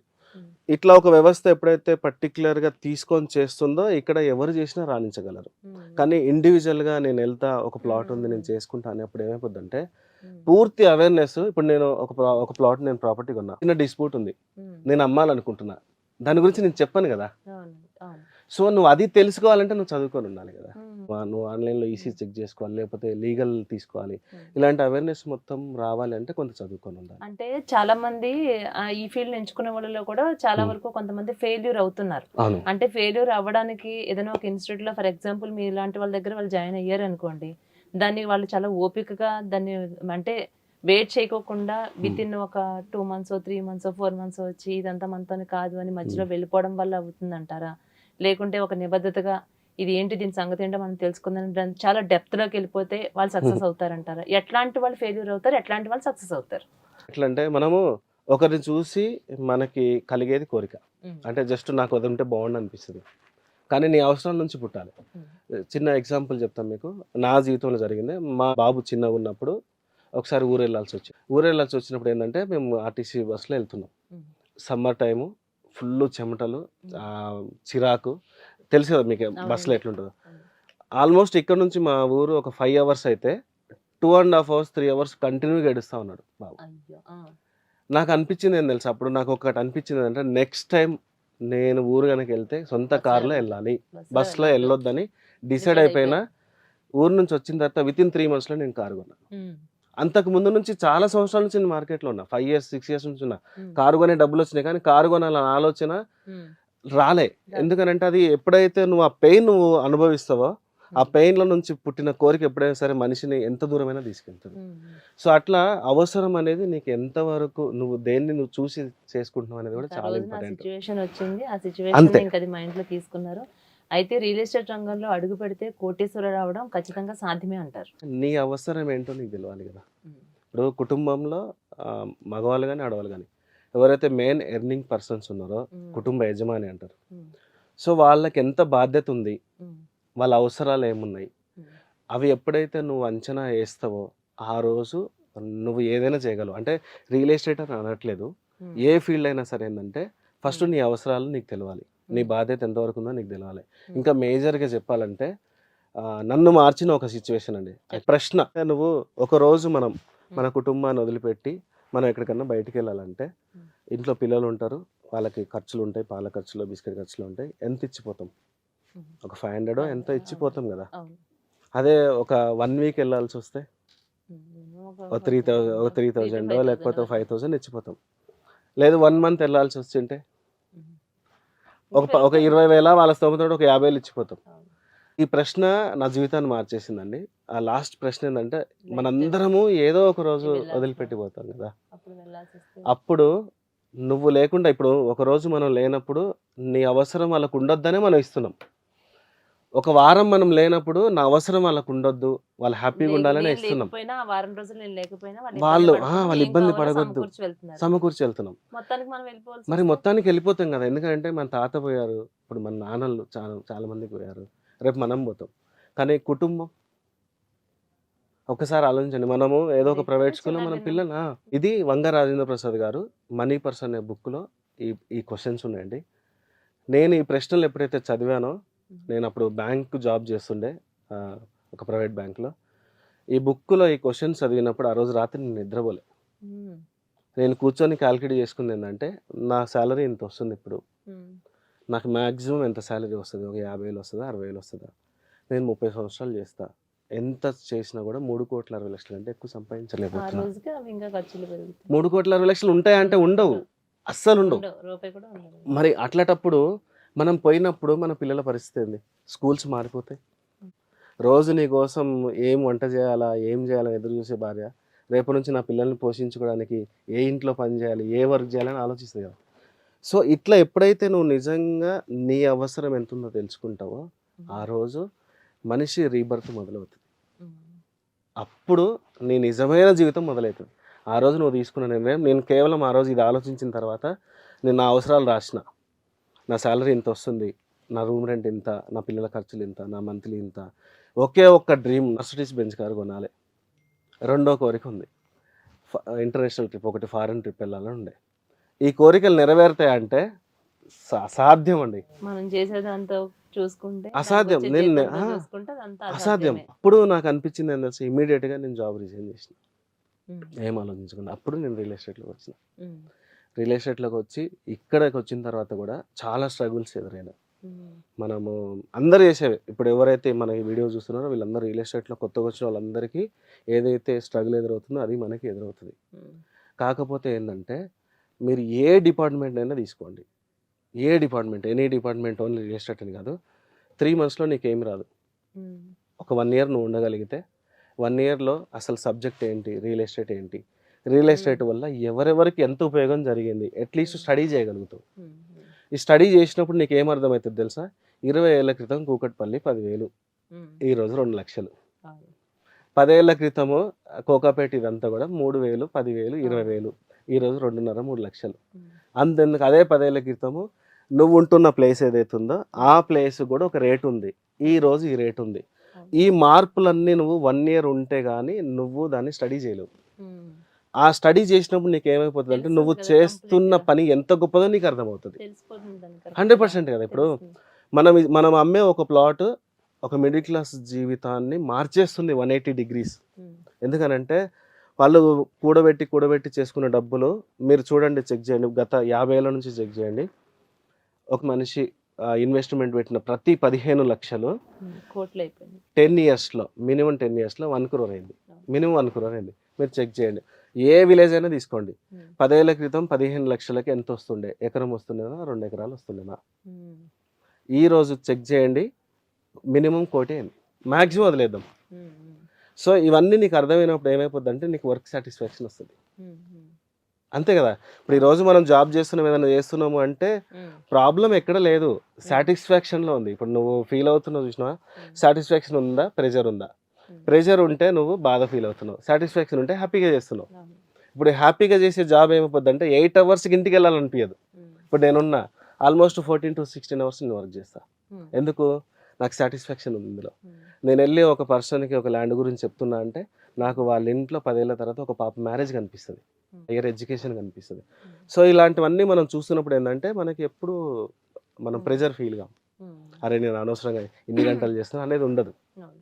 సో, అందుకని నువ్వు రియల్ ఎస్టేట్‌లోకి వచ్చినవంటే మినిమమ్ 1 ఇయర్ ఉంటే ఫస్ట్ వ్యవస్థ ఏందని అర్థమవుతది. ఇదే కాదు, నువ్వు బట్టల బిజినెస్ తీసుకో, హ్మ్. మీడియా తీసుకో, ఇంకేదైనా తీసుకో. ఇప్పుడు సో ఇలా అంటే మీ దగ్గర ఒకవేళ ఎవరైనా జాయిన్ అయ్యారనుకోండి, హ్మ్. 0% తోటే వాళ్ళకి ఎలాగా ఒక్క రూపాయి కూడా వాళ్ళకి తీసుకోకుండా ట్రైన్ చేస్తారని విన్నాం. ఇది వాస్తవమేనా? 100% అండి. ఇప్పుడు సేల్స్ డిపార్ట్మెంట్‌లో ఎక్కడైనా సరే, నాట్ ఓన్లీ రియల్ ఎస్టేట్. హ్మ్. చాలా మంది ఏందంటే రియల్ ఎస్టేట్ ఒకటే హ్మ్. మనం అది ఇది అని మాట్లాడతాం గానీ, హ్మ్. రియల్ ఎస్టేట్ కాదు, సేల్స్ డిపార్ట్మెంట్ ఏదైనా సరే నువ్వు జాయినింగ్ ఫీజు అనేది ఎక్కడ లేదు. ఇప్పుడు అంతెందుకండి, ఇప్పుడు మనం ఒక జాబ్లో జాయిన్ అవుతున్నాం, జాయినింగ్ ఫీజు ఏమైనా కడతావా? కట్టాం కదా. ఇది కూడా అంతే. ఇక్కడికి వచ్చిన తర్వాత జాయినింగ్ ఫీజు ఏముండదు. కాకపోతే ఇక్కడ నేను అనేది ఏంటంటే నీ కోరిక ఎంత బలంగా ఉంది, ఎందుకు స్టార్ట్ చేద్దాం అనుకుంటున్నావు, ఆ వై రీజన్ నీకు క్లియర్గా ఉందా లేదా. ఇప్పుడు నువ్వు స్టార్ట్ చేద్దాం అనుకున్నప్పుడు నీకు ఏదైనా బలమైన కోరిక ఏదైనా ఉందా? అమ్మ నాన్న కోసం ఏమైనా చేద్దాం అనుకుంటున్నావా? నీ కోసం ఏమైనా చేద్దాం అనుకుంటున్నావా? కుటుంబాన్ని ఏ స్థాయిలో నిలబెడదాం అనుకుంటున్నావు? ఎంత మనీ కావాలి, ఎంత మనీ ఉంటే నువ్వు దాన్ని సాటిస్ఫై చేయగలవు? ఇవన్నీ ఎందుకండి, సింపుల్. నేను ఒకటి చెప్పిన, నీ జీతం రాసుకో, నీ అవసరాలు రాసుకో, ఒకే ఒక్క డ్రీమ్ రాసుకో. నీకు అది ఆ జాబ్ తోటి సాధ్యమవుతుందంటే ఏ బిజినెస్ అవసరం లేదు. ఎందుకనంటే ఇప్పుడు నీ అవసరాలు ఉన్నాయి, దాంట్లో మొత్తం క్యాలిక్యులేట్ తీసేసాయి, మైనస్ వస్తుందా ప్లస్ వస్తుందా, ఆ ప్లస్ తోటి నువ్వు నీకున్న ఒకే ఒక్క డ్రీమ్ ఫుల్ఫిల్ అవుతుందంటే ఏ బిజినెస్ అవసరం లేదు. ఒకవేళ ఫుల్ఫిల్ అవ్వట్లేదా, ఖచ్చితంగా ఈ బిజినెస్ నీకు అవసరం. ఎందుకంటే వ్యాపారస్తులు ఇప్పుడు ఉన్న వాటిలో చాలా మంచిగా రూల్ చేస్తున్నారు, అందరికీ తెలిసిందే. ఇప్పుడు మీకు తెలిసిందే, ఇప్పుడు ఈఎస్బిఐ కాన్సెప్ట్ ఒకటి ఉంటుంది, employee, small business, business man, investors. ఇప్పుడు అదే అడుగుదాం అనుకున్నానండి. అంటే ఇప్పుడు ఎంప్లాయీస్ కూడా అసలు ఈ బిజినెస్ ఎందుకు చేయాలని అడుగుదాం అనుకుంటున్నాను, కానీ అడగడానికి ముందుగానే మీ దగ్గర నుంచి కొంత ఆన్సర్ వచ్చేసింది. మరొకసారి చెప్పండి, మీరు అసలు ఎంప్లాయీస్ కూడా ఈ బిజినెస్ ని ఎందుకు చేయాలి? అదే అండి, ఇప్పుడు ఎంప్లాయీస్ అందరు ఏంటంటే మనం మ్యాక్సిమం జాబ్ చేయడానికి ఎప్పుడు ఓన్ డెసిషన్ చాలా తక్కువ ఉంటుంది నా పాయింట్ ఆఫ్ వ్యూ. ఒకవేళ నేను రాంగ్ అయితే కరెక్ట్ చేయండి. మనం మన చుట్టుపక్కల ఉన్న వాళ్ళందరూ అయిపోయింది కదా, చదువు అయిపోయింది కదా, జాబ్ ఎప్పుడు, జాబ్ లేకపోతే పిల్లని ఎవరు ఇయ్యరు, పెళ్లి చేసుకోవా, ఫస్ట్ జాబ్లో జాయిన్ గా, ఇట్లాంటి వాటితోటి జాబ్లో జాయిన్ అవుతున్నారు. కరెక్టే, నువ్వు జాబ్లో జాయిన్ అవుతున్నావు కరెక్టే. జాబ్లో నీ అవసరాలన్నీ తీరి నీ డ్రీమ్స్ ఫుల్ఫిల్ అవుతున్నాయా? కోరిక లేని మనిషి అసలు భూమి మీద ఉంటాడా అండి? ఉండడు. కానీ కోరిక చంపుకున్న మనుషులు 95% మెంబర్స్ ఉన్నారు, అవునా కదా. సో అట్లా నీకు ఒక డ్రీమ్ ఫుల్ఫిల్ అవుతుంది అంటే జాబ్ తోటి 100% చెయ్యి. మళ్ళీ జాబ్లో అందరి డ్రీమ్స్ ఫుల్ఫిల్ అవుతలేవంటే 100% అవుతున్నాయి. 5 లక్షలు వస్తుంది, ప్యాకేజ్ ₹1,00,00,000 ఉంది, నువ్వు హైలీ ఎక్స్ట్రాడినరీ కంపెనీలో ఒక మంచి పొజిషన్లో ఉన్నావు, వీళ్ళందరి డ్రీమ్స్ ఎక్స్ట్రాడినరీగా ఫుల్ఫిల్ అవుతున్నాయి. కానీ నువ్వు చిన్న జాబ్లో ఉన్నావా, ఈరోజు ఖర్చుల ప్రకారంగా నీకు వెళ్తుందా? ఈరోజు నువ్వు ఒక మెట్రో సిటీలో నువ్వు జాబ్ చేస్తుంటే నీ అవసరాలన్నీ తీరి నీ ఇంట్లో అన్నీ సమకూరుతున్నాయా లేదా చెక్ చేసుకో. సో అట్లా సమకూరట్లేదు, అట్లాంటి ఇబ్బందులు నాకు ఎదురవుతున్నాయి అంటే మాత్రం ఖచ్చితంగా ఈరోజు జీరో ఇన్వెస్ట్మెంట్ తోటి ఏదైనా ఉంది అంటే కంపల్సరీ ఓన్లీ సేల్స్ ఫీల్డ్ అండి. మళ్ళీ సేల్స్ అనేసరికి అందరూ ఏమనుకుంటారు అంటే నేను డోర్ టు డోర్ చేయాలన్నా. రియల్ ఎస్టేట్లో ఇంకా కొత్తది తెలుసా అండి, రియల్ ఎస్టేట్లో ఏంటంటే నేను బ్రోచర్ పట్టుకొని చేయాలి, రోడ్డు మీద కనిపిస్తారు, అవన్నీ నేను చేయలేను, నా ఈగో ఉంటుంది కదా. నేను ఇంత చదువుకొని నేను రోడ్డు మీద ఒక్క పూట కూడా మీరు అట్లా డోర్ టు డోర్ చేయాల్సిన పని లేదు, డోర్ నాక్స్ లేవు, బ్రోచర్లు పట్టుకోవాల్సిన పని లేదు, ఏమీ లేదు. మీరు ఉన్న చోటు నుంచి మీ జాబ్ ఎంతైతే మీ వాల్యూ కాపాడుతుందో రియల్ ఎస్టేట్ కూడా అంతే వాల్యూ కాపాడుతుంది, మిమ్మల్ని 1% కూడా తగ్గించదు. ఆ ట్రైనింగే మేము ఇస్తాం. కూర్చున్న దగ్గర నుంచి ఎట్లా మీరు ₹1,00,000 సంపాదించాలి అనే ట్రైనింగ్ మేము ఎవ్రీ వీక్ మా ఆఫీస్లో ఆల్మోస్ట్ 50 to 100 మెంబర్స్ వస్తారు, మేము ఎవ్రీ వీక్ ట్రైనింగ్ ఇస్తూనే ఉంటాం. సో అంటే రియల్ ఎస్టేట్ రంగంలో కూడా చాలా మందికి అపోహలు ఉన్నాయి కదండి. దీంట్లో ఉంటే ఎంత పెద్ద కోటేశ్వర్లు అయినా కూడా అపర కోటేశ్వర్లు అవుతారు, అలాగే ఒకేసారి వాళ్ళు పూర్తిగా అథపాతాళానికి వెళ్ళిపోతారు అనేసి. అంటే ఒక 100 మంది దగ్గరికి మీరు వెళ్ళి కన్విన్స్ చేసినా అందులో ఒక్కరు కూడా కొన్ని సందర్భాలు అవ్వకపోయినా కూడా ఎలా అయితే వెళ్తారో అంతే హ్యాపీ ఫేస్, అదే ఫేస్ తోటి, అదే హ్యాపీనెస్ తోటి తిరిగి వస్తుంటారండి. వీళ్ళకి ఎంత ఓపిక ఎక్కడి నుంచి వస్తుందో అనిపిస్తుంది. అది ఏ విధంగా వస్తుంది అంటారు? ఇప్పుడు 10 మందికి చెప్తారు, వెళ్ళి చెప్పినప్పుడు 10 మంది కూడా నమ్మరు సాధారణంగా, ఎన్నో చూస్తాం మోసాలు జరుగుతాయి అట్లా అనుకుంటారు అంతా. మీరు 100 మందితో వెళ్ళి 100 మందితో మాట్లాడినా కూడా ఒక్క పర్సన్ కూడా అక్కడ మీరు అనుకునే విధంగా వాళ్ళు అగ్రి అయ్యి కాకపోయినా కూడా మీరు అసలు ఎక్కడ డిసప్పాయింట్ కారు. మీరు మళ్ళీ అదే కాన్ఫిడెన్స్ తో ఇక్కడ 100 మందితో మాట్లాడిన వ్యక్తి మళ్ళీ వెళ్ళి ఇంకొక 200 మెంబర్స్ ఎక్స్ప్లెయిన్ చేయాలన్నా కూడా చేయగలుగుతారు. ఇది ఎలా సాధ్యమవుతుందండి? నీ నిజమైన అవసరం నీకు తెలిసినప్పుడు ఏంటంటే అలసిపోం మేజర్గా. అంటే నేను ప్రతిసారి ఎందుకు దాని గురించే మాట్లాడుతున్నా, మన నిజమైన అవసరం మనకు తీరాలి. సో మేము ట్రైనింగ్లో ఏం చేస్తామంటే డ్రీమ్స్ రాయమంటాం. నువ్వు ఎందుకోసం పని చేయాలో నీకు తెలిసినప్పుడు నువ్వు ఎట్లా అలసిపోం. అట్లనే మీరు ఒకటి అడిగారు, రియల్ ఎస్టేట్లో కోటీశ్వర్లు అవుతారు ప్లస్ పాతాళానికి పడిపోతారు అనేది. నేనేం అడుగుతున్నాను అంటే ఇక్కడ పాతాళానికి పడిపోవడం అనేది, నువ్వు పడిపోవడం అనేది ఎప్పుడు తెలుస్తుంది, నువ్వు ఏదైనా ఇన్వెస్ట్మెంట్ పెట్టినప్పుడు తెలుస్తుంది. అంటే మనం రాంగ్ ఇన్వెస్ట్మెంట్ పెట్టి ఇప్పుడు అంతే కదా. మీరు డిటిసిపి వెంచర్లలో ప్లాట్ కొనండి, హెచ్ఎండిఏలో కొనండి, అట్లనే ఇప్పుడు ఉన్నది హుడాలో కొనండి. సో ఎల్పీ నెంబర్ ఉన్న ప్రాపర్టీలో ఎక్కడ మీరు ప్రాజెక్టులు ప్లాట్ కొన్నా మీకు అసలు ఏ డౌట్ లేదు, అనాథరైజ్డ్ ప్రాజెక్ట్లో కొన్నప్పుడే డౌట్. సో అనాథరైజ్డ్ ప్రాజెక్ట్లో నేను ఇన్వెస్ట్మెంట్ పెట్టినప్పుడు నాది కింద పడదు కదా, ఇంకా పాతాలని పోవడం అనేది లేదు. మీరు చెక్ చేయండి, ఈరోజు రియల్ ఎస్టేట్లో హైదరాబాద్ ఈరోజు మెట్రో సిటీగా ఎదిగిందంటే రియల్ ఎస్టేట్ వాళ్ళే కదా. అంటే ఇప్పుడు ఈ హైడ్రా ఎఫెక్ట్ ఏం పడలేదంటారు? హైడ్రా ఎఫెక్ట్ అనేది పడలేదు, అది మాట్లాడుకోవడానికి ఉందండి. చాలా మంది రియల్టర్ ని ఎవరిని అడుగుతున్నా కూడా సాధారణంగా అందరు ప్రజల నుంచి వచ్చినటువంటి టాక్ అంటే ఈ హైడ్రా వచ్చిన తర్వాత భూముల ధరలు పడిపోయినాయి, రియల్ ఎస్టేట్ బిజినెస్ పడిపోయిందని వింటున్నాం. కానీ ఎక్కడ ఎవరో కొనడం ఆపడం లేదు, అందరూ కొనేది కొంటనే ఉన్నారు, పెరుగుతూనే ఉన్నాయి. కానీ బిజినెస్ పడిపోయింది. మరి ముఖ్యంగా మన తెలంగాణలో ఈ హైడ్రా వచ్చిన తర్వాత కంప్లీట్ గా రియల్ ఎస్టేట్ వ్యాపారం అనేది లేదు అంటున్నారు. కానీ ప్రతిరోజు రిజిస్ట్రేషన్ ఆఫీసులో రిజిస్ట్రేషన్ జరుగుతూనే ఉన్నాయి కదా. అవును, 100% అవుతున్నాయి. నేను అదే చెప్పబోతున్నా మీకు. ఏంటంటే ఎవరైతే హైడ్రా వల్ల రియల్ ఎస్టేట్ పడిపోయిందని అనుకుంటున్నారో మీకు దగ్గరలో ఉన్న ఒక రిజిస్ట్రేషన్ ఆఫీస్కి వెళ్ళండి. ఏదో ఒక రోజు మార్నింగ్ నుంచి ఈవినింగ్ వరకు కూర్చోండి. ఎన్ని డాక్యుమెంట్స్ రిజిస్ట్రేషన్ అవుతాయి, ఎంతమంది కొంటారో ఎంతమంది అమ్ముతారో మీకు క్లియర్ తెలుస్తుంది. ఇంకోటి ఏంటంటే హైడ్రా ఎఫెక్ట్ ఉందనుకుంటారో నా నాలెడ్జ్ ప్రకారం ఏం చెప్తున్నానంటే, హైడ్రా అనేది కొంతవరకు ఎప్పటి నుంచో ఉంటున్న వాళ్ళని డిస్టర్బ్ చేసింది. అది ఎవరు కాదని లేని విషయం. వాళ్ళు వే ఆఫ్ లైఫ్ ఏదైతే వాళ్ళు గుడిసెలు కట్టుకుని అక్కడ ఉంటున్నారో వాళ్ళని డిస్టర్బ్ చేసింది, ఓకే. కానీ ఫ్యూచర్ ఇన్వెస్టర్స్ ఎవరైతే ఉన్నారో వాళ్ళకి మెయిల్ చేస్తుంది. ఈ రోజు నుంచి ఎవరైతే హైడ్రా వచ్చినప్పటి నుంచి ఎవరైతే ఇన్వెస్ట్మెంట్ పెట్టబోతున్నారో ఇక ఫ్యూచర్ లో మీకు FTL లో ప్లాట్లు కొనేది లేదు, ఎండోమెంట్ లో కొనేది లేదు. ఫుల్ ట్యాంక్ మేజర్గా అయిందంటే ఫుల్ ట్యాంక్ లెవెల్ అండి. కుకట్పల్లి తీసుకోండి, గుర్రంగూడ తీసుకోండి, చాలా చోట్ల అయిందంటే FTL లో తెలియక ఆ రోజుల్లో జీపీ లేఅవుట్లలో ఆ సర్పంచులు ఇచ్చే పర్మిషన్స్ తోటి ఎక్కడో దగ్గర అమ్మేశారు. ఇప్పుడు హైడ్రా వచ్చిన తర్వాత ఏం తెలుసా, ఖచ్చితంగా NOC కావాలి. సో వీటికి వెళ్ళినప్పుడు ఏంటంటే ఫ్యూచర్లో ఎవరైతే ఇన్వెస్ట్మెంట్ పెడతారో వాళ్ళు 100% సేఫ్ ఇన్వెస్ట్మెంట్ పెడుతున్నారు. సో వాళ్ళకి చాలా బాగుంది. ఇంకొకటి అండి, అంటే మనం గవర్నమెంట్ గురించి ఇది అది మాట్లాడడం కాదు, కానీ మరి అప్పట్లో కూడా అప్పటి అధికారులు ఇవ్వటము అంతా అంత సేమ్ ప్రాసెస్ జరుగుతూనే ఉంది కదా. కానీ అవన్నీ ఇప్పుడు చెల్లుబాటు కాలేదు కదా. ఇంకా భవిష్యత్తులో అలాంటి ప్రాబ్లం ఉండదు లేదండి. మీరు చెక్ చేయండి, ఎక్కడైతే అనాథరైజ్డ్ అంటే పర్మిషన్ లేకుండా ఉన్నాయో అవే. మీరు ఏ ప్రాజెక్ట్ అన్నా తీసుకోండి, LP నెంబర్ ఉంది, HMDA నుంచి పర్మిషన్ ఉంది అంటే వాటికి ప్రాబ్లం జరగాలి. ఇప్పటి వరకు మీరు మొన్న తీసుకునే కూడా మొన్న హైడ్రాలో కూలగొట్టిన బిల్డింగ్ అవన్నీ కూడా అనాథరైజ్డ్గా బిల్డ్ చేసినాయి. అనాథరైజేషన్ బిల్డ్ చేసినా డెఫినెట్గా ఎఫెక్ట్ అయింది. నేనేమంటున్నాను అంటే ప్రాపర్టీ కొనే ముందు ఇది LP నెంబర్ ఉందా లేదా చెక్ చేయాలి, 100% చెక్ చేయాలి. చెక్ చేసిన తర్వాత ఆయన ఉందని చెప్పిండు మేజర్గా. మళ్ళీ మీరు ఈరోజు లాయర్ ఫీజు ఎంత ఉందండి? నేను అనేది ఏంటంటే మీరు వెళ్ళి ఒక 2000, ఇప్పుడు మనం లక్షలు పెట్టి మనం ప్లాట్ కొంటున్నాం. ఒక 2000 నుంచి ఒక 5000 రూపాయలు పెట్టుకొని ఒక లీగల్ లాయర్కి మనం డాక్యుమెంట్ ఇస్తే ఆయన కంప్లీట్గా ఏం ప్రాబ్లం ఉందో చెప్తున్నాడు. సో అవేర్నెస్ లేక ఈ అనాథరైజ్డ్ లేఅవుట్లలో ఏమైపోద్ది అంటే ఎక్కువ డిస్కౌంట్ ఇస్తారు. ఇప్పుడు మార్కెట్లో ఒక LP నెంబర్ ఉన్న ప్రాపర్టీ 10,000 గజం అమ్ముతుంటే LP నెంబర్ లేని అనాథరైజ్డ్ ప్రాజెక్టులు 5,000 దొరుకుతున్నాయి. వీళ్ళు ఏం ఆలోచిస్తారు తెలుసా, బౌండరీ పక్కనే ఉంది, నువ్వు ఎక్కువ అమ్ముతున్నావు, నువ్వు ఎక్కువ లాభాలు చూసుకుంటూ అంటున్నారు. కానీ అది LP నెంబర్ ఉందా లేదా, దానికి రేరా సర్టిఫికేట్ ఉందా లేదా, క్లియర్ టైటిల్ ఉందా లేదా, ఇవన్నీ చెక్ చేసుకున్నప్పుడు ఖచ్చితంగా అసలు మీకు ప్రాబ్లం జరగదు. మీరు చెక్ చేయండి, హైడ్రాలో జరిగింది ఓన్లీ అనాథరైజ్డ్ లేఅవుట్స్ మాత్రమే ప్రాబ్లం అయినాయి, ఆథరైజేషన్ ఉన్నాయి కాలేదు. అది అంటే రాజశేఖర్ గారు, మీకున్న ఈ ఎక్స్పీరియన్స్ బట్టి నేను అడుగుతున్నాను. అంటే సాధారణంగా మనం ఒక స్థలం కొంటే మంచిదా, లేకుంటే ఒక ఫ్లాట్ కొంటే మంచిదా, లేకుంటే ఒక ఇండిపెండెంట్ హౌస్ కొనుక్కుంటే మంచిదా, లేకుంటే మనం వ్యవసాయ భూమి కొంటే మంచిదా? అంటే అన్నీ కొంటే మంచిదని చెప్పొద్దు. ఈ నాలుగిట్లో కనుక ఒక మిడిల్ క్లాస్ పర్సన్ ఇల్లు అనేది ఒక డ్రీమ్, వాళ్ళు సంపాదించుకున్నది ఒక లైఫ్ టైం సంపాదించుకున్న దాంతో వాళ్ళ డ్రీమ్ నెరవేర్చుకోవాలనుకుంటారు. వాళ్ళు నెరవేర్చుకోవాలనుకునేటువంటి ఈ డ్రీమ్లో ఈ నాలుగిట్లో ఏది బెస్ట్ ఆప్షన్ ఉంటుంది?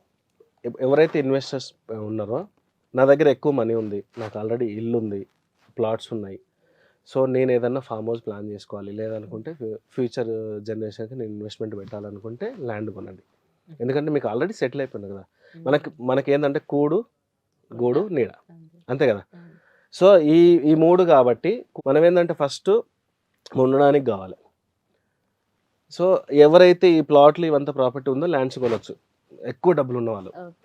లేదు నాకు మెట్రో సిటీస్లో నేను ఉండాలి, నాకున్న ఆఫీస్కి దగ్గరలో ఉండాలి, నేను ఎక్కువ ట్రావెల్ చేయొద్దు అనుకొని నేను EMIలు నేను కట్టొచ్చు, నాకు ఆల్రెడీ ఒక 50,000 లక్ష రూపాయలు నాకు శాలరీ వస్తుంది, నేను EMIలు నేను కట్టుకోవచ్చు అనుకొని నాకు అడ్రస్ కావాలనుకుంటే ఖచ్చితంగా ఫ్లాట్స్ కానీ హౌస్ కానీ కొనుక్కోవచ్చు. ఎవరైతే తక్కువ డబ్బు సంపాదిస్తూ నెలకి ఒక 10,000 నేను దాచుకోగలను, 5 సంవత్సరాల సంపాదన మొత్తం నాది ఒక 10 లక్షలే 15 లక్షలే, నేను ఎలా ఉన్నా పర్లేదు, నా పిల్లోడికి పనికి రావాలని ఎవరైతే అనుకుంటారో, ఉమ్, అంటే వాడి భవిష్యత్తుకు ఉపయోగపడాలి పిల్లోడికి అనుకుంటారో, ఉమ్, వాళ్ళు 100% ఓపెన్ ప్లాట్ కొనాలి. ఉమ్, ఉమ్, ఎందుకనంటే ఎంటైర్ హైదరాబాద్ చరిత్రలో, హైదరాబాదే కాదు మొత్తం ఎక్కడైనా సరే, 1 రూపీకి కొన్న ల్యాండ్ ఈ రోజు 50 లక్షలైంది. 1 రూపీకి కొన్న ల్యాండ్ ఈరోజు కోటి అవును. రూపాయలు. సో అట్లా నీకు ఎప్పుడైతే భూమి ఇస్తుంది అనమాట. సో అట్లా లోయర్ మిడిల్ క్లాస్ వాళ్ళు ఉండి నా జీవితాంతం 1-2 ఉమ్, ప్లాట్లు అంటే ఒక 30 లక్షలే నేను పెట్టగలను. కొంతమందికి జీవితాంతం 20-30 లక్షలే సంపాదన ఉంటుందండి. అంటే జీవితాంతం అంటే ఏంటంటే మళ్ళీ మనం 100 ఏళ్ళు కాదు, మన శక్తి ఉన్నంత వరకు ఒక 10 ఏళ్ళు మనం పని చేసినాము, అవును. ఓ చిట్టీలు వేసుకున్నాం, అన్నీ వేసుకున్నాం, మన దగ్గర ఒక 15 లక్షలు ఉన్నాయి. ఆ 15 లక్షలకి మనకి ఈ ఎక్కడ రోజుల్లో ల్యాండ్ మధ్యలో రాదు. ఎన్ని రకాల ఖర్చులు వాళ్ళకి అంతే ఉంటాయి. కదా. పిల్లల పెళ్ళిళ్ళు ఇప్పుడు ఎక్కడ ఉంటాయి, పొలం అన్నీ రాదు, ఉంటాయి. ఎకరాల పొలం రాదు, ఒక అవును. ఫ్లాట్ రాదు, ఒక ఇల్లు రాదు, మేజర్గా లోన్ కూడా రాదు కొంతమందికి. అవును. సో అట్లాంటి వాళ్ళు ఏంటంటే ఎల్పీ నెంబర్ ఉన్న ప్రాజెక్ట్లో దూరమైనా పర్లేదు, ఒక 10 ఏళ్ళకి నా బాబుకు ఉపయోగపడాలనుకుంటే మాత్రం ఓపెన్ ప్లాట్ దాంట్లో పెట్టాలి. ఎందుకంటే నేను ఈ 10 ఏళ్లలో మేము స్టార్టింగ్ వచ్చినప్పుడు 600 రూపాయలు గజం అమ్మిన, ఉమ్, ఈరోజు అది 30,000 అయింది. ఉమ్, ఆదిబట్ల దగ్గర 3,500 రూపాయలకి నేను గజం ఇప్పించిన, ఈరోజు 1,00,000 రూపాయలు అయింది వితిన్ 7 ఇయర్స్లో. ఉమ్, సో 3,500 ఇంటూ ఒక 150 గజాలు వేసుకోండి, 200 గజాలు వేసుకోండి, ఎంత 6 లక్షలు చిన్న. ఉమ్. సో 6 లక్షల ఇన్వెస్ట్మెంట్ ఈరోజు 2 కోట్లు అయింది. ఇప్పుడు ఏ విధంగా కోటీశ్వర్లు అవుతారు అనడానికి కూడా ఇది ఒక క్లారిటీ వచ్చేస్తుంది. అంతే అండి. సో అట్లా మనం ఏంటంటే మనం పెట్టే ఇన్వెస్ట్మెంట్ మనం చెక్ చేసుకోవాల్సింది ఏంటంటే మార్కెట్లో ఒకటే, నేను ఇంతకుముందు చెప్పిందే మళ్ళీ, ప్రతి 15 లక్షల ఇన్వెస్ట్మెంట్ 10 ఏళ్ళకి కోటి రూపాయలు మినిమం, అది ఎక్కడైనా అయింది. అట్లా నీ బడ్జెట్ 15 లక్షలు అయితే ఓపెన్ ప్లాట్ కొను. ఉమ్, నీ దగ్గర చాలా డబ్బులు ఉన్నాయి, నాకు ఇప్పుడు వ్యవసాయం ఉండాలి, ఇప్పుడు నేను వ్యవసాయం చేయాలి రిటైర్మెంట్ తర్వాత, లేదు నాకు ఒక ఫామ్ హౌస్ కావాలనుకుంటే ల్యాండ్ కొనవచ్చు. ఉమ్, ఉమ్. సో ఇందులో ఏంటంటే ప్రతిదీ భూమితోనే కదండి. ఈ భూమి మీద అవును. తయారు చేయలేని ఒకే ఒక వస్తువు భూమి. అవును. పెరిగే జనాభాకి, పెరగని భూమికి అవును. ఎప్పుడు డిమాండ్ ఉంటుంది. ఉమ్, సో మనకి మురళీమోహన్ గారు చెప్పినట్టు కనుక మీరు ఒకవేళ అది చూసుకుంటే అవును. 100% ల్యాండ్ మీద పెట్టింది ఎక్కడ పోదు. ఉమ్. మెట్రో సిటీస్లో పెట్టింది ఇంకా అద్భుతం అవుతుంది అంతే. ఉమ్, ఉమ్. సో మన హైదరాబాద్ మెట్రో సిటీ కాబట్టి దీని సరౌండింగ్స్లో మనకి ఇండియాలో ఉన్న అన్ని మెట్రో సిటీస్ కంటే కూడా తక్కువ రేట్లో ల్యాండ్ దొరుకుతుంది. అది సంతోషకరమైన విషయం మనకి. ఉమ్, ఇప్పుడు మీరు బెంగళూరు తీసుకోండి, చెన్నై తీసుకోండి, లేకపోతే ఢిల్లీ తీసుకోండి, ఎక్కడైనా సరే ఏంటంటే ల్యాండ్ కాస్ట్ అనేది విపరీతంగా, ఈడ గజాల్లో దొరికేది బయట మనకి స్క్వేర్ ఫీట్లలో దొరుకుతుంది ఉమ్, కదా. ఉమ్, సో ఈ మెట్రో సిటీలో ఇన్వెస్ట్మెంట్ పెట్టడం అనేది ప్రతి ఒక్కరికి అది అంటే మంచి రిటర్న్స్ వచ్చే అవకాశం, మంచి అవకాశం ప్రతి ఒక్కరికి. ఓకే. అది. అలాగే ఇతర దేశాలలో ఇన్వెస్ట్మెంట్ చేయడం వల్ల మన ప్రాపర్టీస్ కి గ్యారంటీ ఉంటుందంటారా?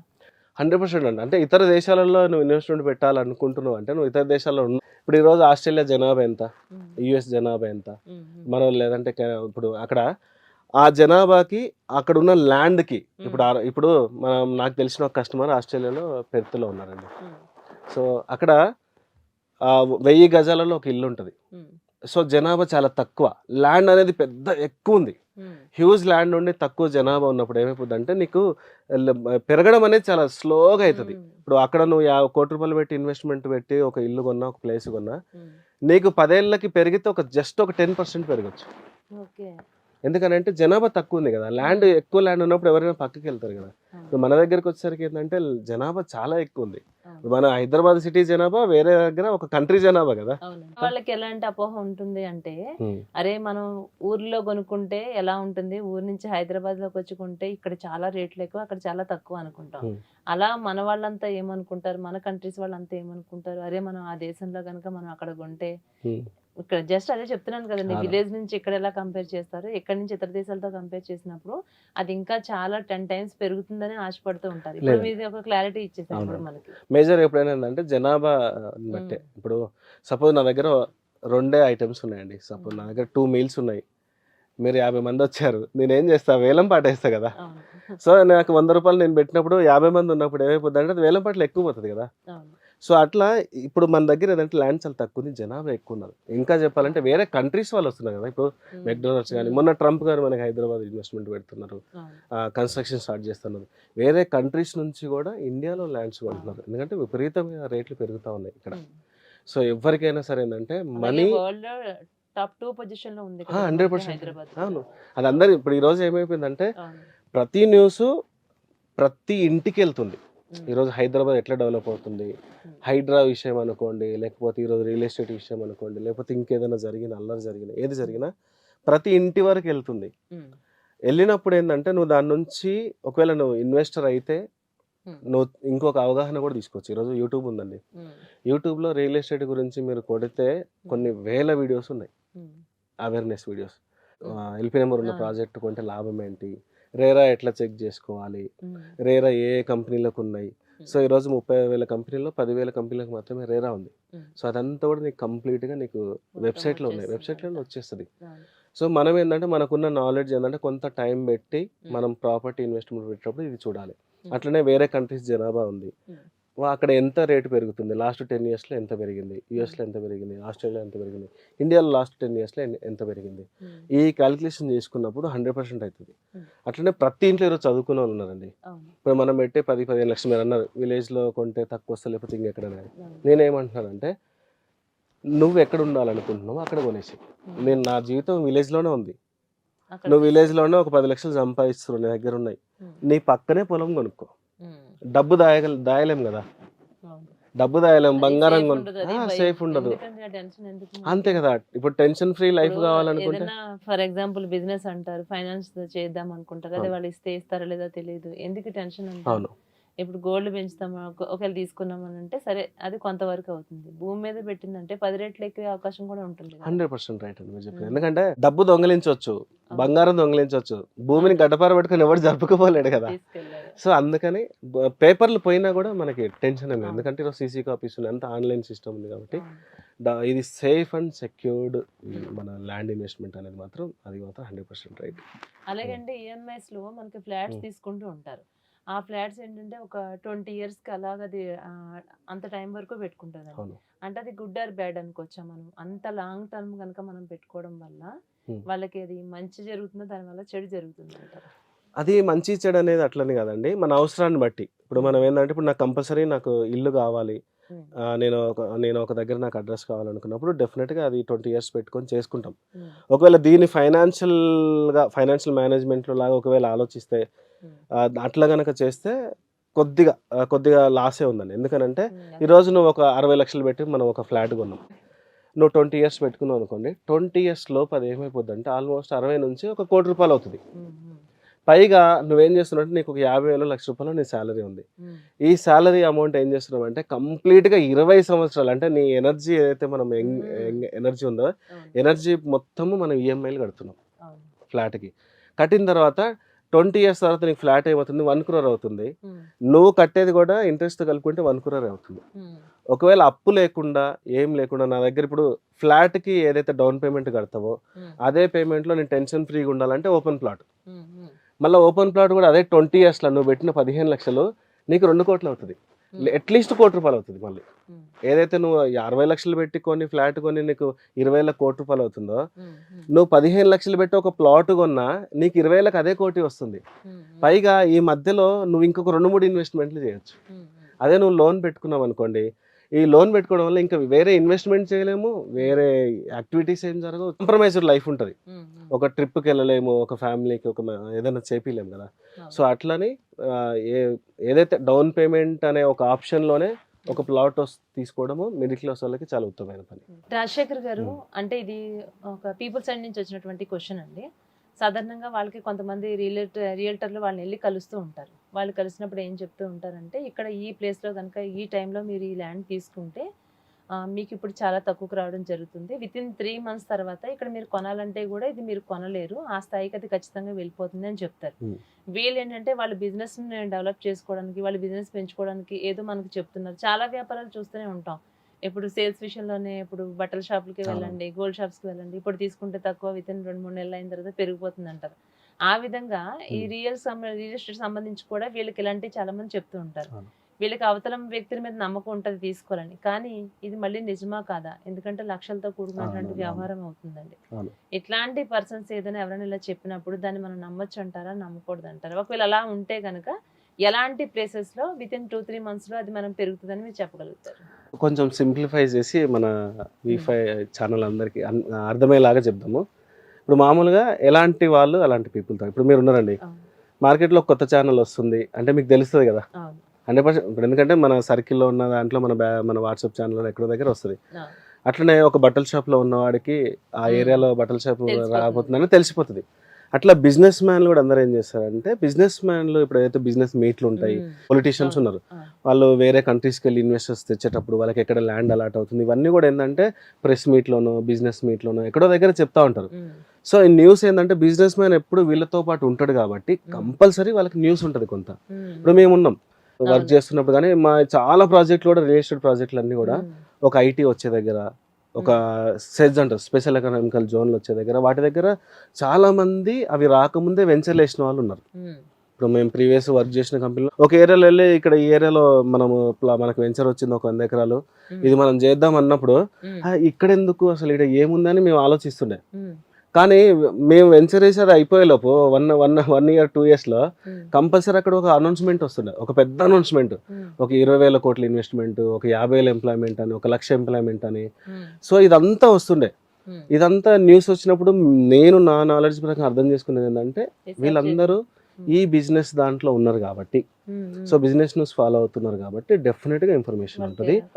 సో ప్రతిసారి ఏంటంటే మనం ఎప్పుడైనా సరే ఒక ల్యాండ్ ఇన్వెస్ట్మెంట్ పెడుతున్నామంటే విత్ ఇన్ 3 months అనేది పెద్ద వేరియేషన్ ఉండదు. కానీ ఈ రోజు మనం కొనని ల్యాండ్ ఒక 1 year తర్వాత చూద్దాం అంటే మాత్రం డెఫినెట్ గా చాలా చేంజ్ అయితే అవుతుంది. అయితే మీరు అన్నట్టుగా 2-3 months ప్రాసెస్ ఏదైతే చెప్తున్నారో అది కొంతవరకు అలా పెంచుకోవడానికి కూడా చెప్పచ్చు, పెరిగినా కూడా కొంతవరకు పెరగచ్చు, వాళ్ళకు ఉన్నటువంటి అవగాహన ప్రకారంగా చెప్తారంటారు.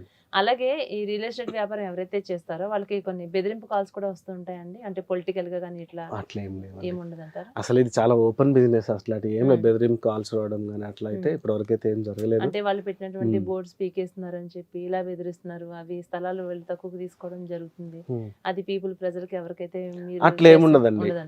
కమిట్మెంట్స్ ఎప్పుడైతే నువ్వు ఫుల్ఫిల్ చేస్తూ వెళ్తావో అక్కడ ఎప్పుడు ప్రాబ్లమ్స్ లేవు. ఒకప్పుడు 58 kilometers లోపల ఉన్నటువంటి హైదరాబాద్ సిటీ ఏదైతే మన ఇన్నర్ రింగ్ రోడ్ అంటున్నామో, 58 kilometers లోపల ఉన్న హైదరాబాద్ ఈరోజు RRR వరకు వెళ్ళింది. 70 kilometers మొత్తం చుట్టూ మొత్తం హైదరాబాద్ అయిందంటే ఇలాంటివన్నీ జరిగితే ఇంత ఎక్స్పాన్షన్ అవుతుందా? పాపులేషన్ పెరిగే కొద్దీ మనం స్ప్రెడ్ చేస్తున్నాం, విలేజ్లన్నీ టౌన్లు అవుతున్నాయి, టౌన్లన్నీ అర్బన్ సిటీస్ అవుతున్నాయి, అర్బన్ సిటీస్ అన్ని మెట్రో సిటీస్ అవుతున్నాయి. సో ఇంత సిటీ ఎక్స్పాండ్ అవుతుంది అంటే అది జరగదు. అంటే రేవంత్ రెడ్డి వస్తే రియల్ ఎస్టేట్ రంగంలో చాలా డెవలప్ అవుతుంది, మన నెత్తిన పాలు పోస్తాడు అని చెప్పి ఎంతో ఆశగా ఎదురు చూస్తే, అలాంటిది నెత్తిన పాలు పోయడం కాదు కానీ అంటే బూడిద పోసిన పన్నీర్ అయింది అన్నట్టుగా కొంతమంది మాట్లాడుతున్నారు. ఇట్లాంటి వాళ్ళకి అసలు మీరు ఏం చెప్తారంటే ప్రస్తుతం తెలంగాణలో రియల్ ఎస్టేట్ పరిస్థితి ఏ విధంగా ఉందంటారు? యాక్చువల్గా ఇది హైడ్రా వల్ల వచ్చిన న్యూస్ అండి.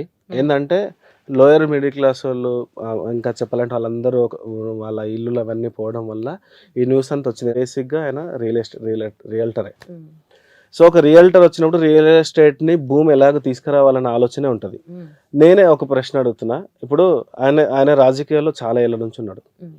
సో ఈ పని నేను చేయడం వల్ల నాకు మైనస్ వస్తుందని రేవంత్ రెడ్డి ఆలోచించలేదంటారా? ఆలోచించింటాడు కదా, ఆలోచించిండు. కాకపోతే ఒక విషయం ఒక లీడర్ చేసేటప్పుడు ఏంటంటే అది మెల్లగా మనకు అర్థమవుతుంది. ఇప్పుడు ఈరోజు హైదరాబాద్ వల్ల ఫ్యూచర్లో కొనే వాళ్ళందరికీ చాలా మంచి జరుగుతుంది. దీన్నే ఇంకొంచెం మనం వెనక్కి వెళ్దామండి. గతంలో హైదరాబాద్లో ఇన్వెస్ట్మెంట్ పెట్టాలంటే చాలా ప్రాబ్లమ్స్ ఉండే, ఆలోచనలు ఏముండే మనకు కాదు, ఎవరైతే బిజినెస్ మ్యాన్ వాళ్ళందరికీ. ఎందుకనంటే నిజాములు పాలించిన ఏరియా, నిజాంలు ఏం చేసారు అప్పుడు వాళ్ళ దగ్గర అందరూ పని చేస్తుండే. గుర్రాలకి సపరేట్ ఒకరుంటుండే, లేకపోతే వాళ్ళకి ఏనుగులు ఉండే, లేకపోతే వాళ్ళ సంస్థానంలో పనిచేసే వాళ్ళు ఉండే, వీళ్ళందరూ ఉండే. నిజాంలు ఏం చేశారంటే అప్పుడంతా ఈ గుర్రాలకి చేసేసినావు కదా, ఈ మాన్యం అంతా నువ్వు తీసుకో, లేకపోతే ఇది నువ్వు తీసుకో, నువ్వు వాళ్ళ ఇంట్లో వర్క్ చేస్తున్నందుకు ఇది అని. ఈ నిజాం ల్యాండ్ ఉండడం వల్ల ఏంటంటే చాలా లిటిగేషన్స్ ఉన్నాయి ఇంతకుముందు. అందుకే మనకి ఎన్ఓసీలు అని ఇవని అవన్నీ కోట్ల చుట్టూ తిరిగే వాళ్ళు ఉన్నారు. దీనికి చెక్ ఎట్లా పెట్టారు? LRS తీసుకొచ్చారు. LRS తీసుకొచ్చిన తర్వాత ఫస్ట్ అందరికి ఏమర్థమైంది, గవర్నమెంట్ ఏదో డబ్బులు కొనిస్తుంది మా దగ్గర ఇది అనుకున్నారు. LRS వచ్చిన తర్వాత ఏమైపోయిందంటే వక్ఫ్ బోర్డులు బయటపడ్డాయి, FTL బయటపడ్డాయి, ఎండోమెంట్ ల్యాండ్ బయటపడ్డాయి, లావణ్య పట్టాల ల్యాండ్ బయటపడ్డాయి. ఇవన్నీ బయటపడిన తర్వాత ఏంటంటే రియల్ ఎస్టేట్ అంటే హైదరాబాద్ అనేది ఒక ఐకాన్ లాగా అయిపోయింది. ఫారెన్ నుంచి అక్కడ నుంచి పూర్తి ఇన్వెస్ట్మెంట్లు వచ్చి మన దగ్గర ఎప్పుడు లేని యాపిల్ కంపెనీ ఇప్పుడు హైదరాబాద్లో ఉందండి. నెక్స్ట్ మన ఇప్పుడు 17 మనం ఇక్కడ మ్యానుఫ్యాక్చర్ చేయబోతున్నాం అనే న్యూస్ వస్తుంది. సో అట్లా పెద్ద పెద్ద సంస్థలన్నీ వచ్చినాయి. ఎందుకు? ఎప్పుడైతే ల్యాండ్ రెగ్యులేషన్ చేసినామో, లిటిగేషన్ ఎప్పుడైతే లేదో అప్పుడు గ్రోత్ వస్తుంది. మేజర్గా ఇప్పుడు కూడా హైడ్రా కూడా అట్లనే మనకు అర్థమవుతుంది. ఫస్ట్ ఏంటంటే ఈ చిన్న వాళ్ళందరికీ కొంచెం మనం ఇబ్బంది అయింది, 100% అయింది, అది కాదని లేదు. ఇది కూడా ఏమైపోతుంది అంటే ఫ్యూచర్ ఇన్వెస్ట్మెంట్ పెట్టే వాళ్ళకి కూడా ఇది మెల్లగా వెళ్ళిపోయింది అనుకోండి. ఇప్పుడు రేపు ఏదైతే మన మూసి ఉందో మూసి అంత ఒక అందంగా తయారైపోయింది అనుకోండి, రేపు దాని చుట్టూ మొత్తం వాకింగ్ ట్రాక్లు వచ్చి సైక్లింగ్ ట్రాక్లు వచ్చేసి ఎక్స్ట్రాడినరీ డెవలప్ అయినప్పుడు ఆనందపడేది ఎవరు? ప్రజలకు మనమే. సీఎం రేవంత్ రెడ్డి వచ్చాడు, సైక్లింగ్ చేయడు, మనం చేస్తాం. సో ఇదేంటంటే కొంత అయితే ఎప్పుడైనా సరే జనాలకి కొద్దిగా మసాలా కావాలండి. మసాలా ఎట్లా అంటే వాళ్ళు ఏం చేస్తారు, వీళ్ళు ఏం చేస్తారు. చంద్రబాబు నాయుడు కూడా అలా అంతే అన్నారు కదా, ఇప్పుడు ఎయిర్పోర్ట్ అలానే తిట్టుకున్నారు. అంతే కదా, ఇప్పుడు ఆయన చేసిన మేలు ఈ రోజు ఇప్పుడు ఇంత డెవలప్ అంతే కదండి, అప్పుడు తిట్టుకుని 100% అండి. ఇప్పుడు రేవంత్ రెడ్డిని కూడా అట్లానే అనుకోవచ్చు. అంతే కదా, ఇప్పుడు మనకి సికింద్రాబాద్ లో మన బేగంపేటలో ఉన్న ఎయిర్పోర్ట్ తీసుకెళ్లి శంషాబాద్ వేస్తా అని తీసుకొచ్చినప్పుడు అట్లా ఎట్లా వేస్తారు, ప్రజల డబ్బులన్నీ అట్లా అయిపోతున్నాయి, 100 ఎకరాలు 5 అన్నారు. ఎయిర్పోర్ట్ వచ్చింది, అవుటర్ రింగ్ రోడ్ అన్న తర్వాత ఇన్ని కోట్లు అనగానే ప్రజల డబ్బు అన్నారు, అది అన్నారు. తర్వాత ఇప్పుడు రీజనల్ రింగ్ రోడ్ అంటే అట్లనే అంటున్నారు. పైగా మొన్న మన మోడీ గారు S4 అని ఇవన్నీ కొన్నాము, అవన్నీ కూడా డబ్బులు వేరని ఎవరో ఒకరు మాట్లాడుతూనే ఉన్నారు. ఇదేం తెలుసా, కాకా హోటల్ వాడికి మంచి బిజినెస్ అంతే. వెళ్తారు పొద్దున్న నుంచి సాయంత్రం వరకు కూర్చుంటారు, 4 టీలు తాగుతారు, ఇదే ముచ్చట్లు అంతేగా. సీఎం ఇది చేసింటే బాగుండు, అది చేసింటే బాగుండు అంటారు, కానీ దీనివల్ల మార్పు ఎక్కడ జరగదు. మన జీవితాలలో మార్పు జరుగుతుందా లేదా అనేది చెక్ చేయాలి కదా. ఇప్పుడు మనం ఇప్పుడు ఒక సిటిజన్గా లేకపోతే ఒక ఫ్యామిలీ ఉన్నవాడిగా నువ్వు మాట్లాడే ప్రతి మాట, నువ్వు వేసే ప్రతి అడుగు నీ జీవితానికి ఏమైనా ఉపయోగపడుతుందా? లేదు. సో వాళ్ళు దేశాన్ని చూసుకుని వాళ్ళందరూ ఉన్నారు. ఈరోజు మన ఇప్పుడు రీసెంట్గా చూస్తే ప్రతి ఏ యూట్యూబ్ ఛానల్ ఓపెన్ చేసినా లేకపోతే ఎక్కడ ఏ ఛానల్ ఓపెన్ చేసినా మన డబ్బులు వృధాగా పోలే, ట్యాక్స్ డబ్బులు వృధాగా పోలేదు, మనం గెలిచినాం అనేది ఎట్లయితుందో ప్రతి చర్య వెనకాల ఒక లీడర్ ఏదైతే లీడర్ తీసుకున్న ప్రతి చర్య వెనకాల మెల్లగా మనకు అర్థమయ్యే విషయం ఒకటి ఉంటుంది. 100% నేను నమ్ముతుంది. అంటే మీ అంచనా ప్రకారంగా అంటే మీకు మీ బిజినెస్ పరంగా చూసుకుంటే కనుక బీఆర్ఎస్ ప్రభుత్వం బాగుందా, ఇప్పుడు ప్రెసెంట్ ఉన్నటువంటి రేవంత్ రెడ్డి ప్రభుత్వం బాగుందా? ఇదైతే 100% చెప్పాలంటే బిజినెస్ మ్యాన్ అందరికీ రియల్ ఎస్టేట్ అయితే బీఆర్ఎస్ అండి. ఎందుకంటే ఆ టైంలో చాలా త్వరగా మనకి ఎల్పీ నెంబర్లు వచ్చినాయి, త్వరగా కొత్త ప్రాజెక్టులు వచ్చినాయి, అన్ని కంప్లీట్ చేసుకున్నాం, ప్రజల్లో ఎలాంటి అనుమానాలు లేవు. ఇది వచ్చిన తర్వాత ఏమైపోయిందంటే ఇప్పుడు మనకి ఫ్యూచర్ సిటీ అని ఒకటి తీసుకొస్తున్నారు, HMD పరిధి పెంచారు, తర్వాత కొన్ని రోజులు హైడ్రా అని ఇవన్నీ చేసిన తర్వాత అంటే కొత్త ప్రాజెక్టులకు ఎల్పీ నెంబర్స్ రావట్లేదు, లేట్గా వస్తున్నాయి. అట్లనే హైడ్రా ఇష్యూ ఇవన్నీ ఉండడం వల్ల ఏంటంటే కొంత ప్రజల్లో అనుమానం ఉంది. ఎప్పుడైతే అనుమానం మొదలవుతుందో దాంట్లో బిజినెస్ రాదు కదా. సో అందుకని ఒక చిన్న అదైతే ఉంది, ఆటా ఈటా అనేది ఆలోచిస్తున్నారు.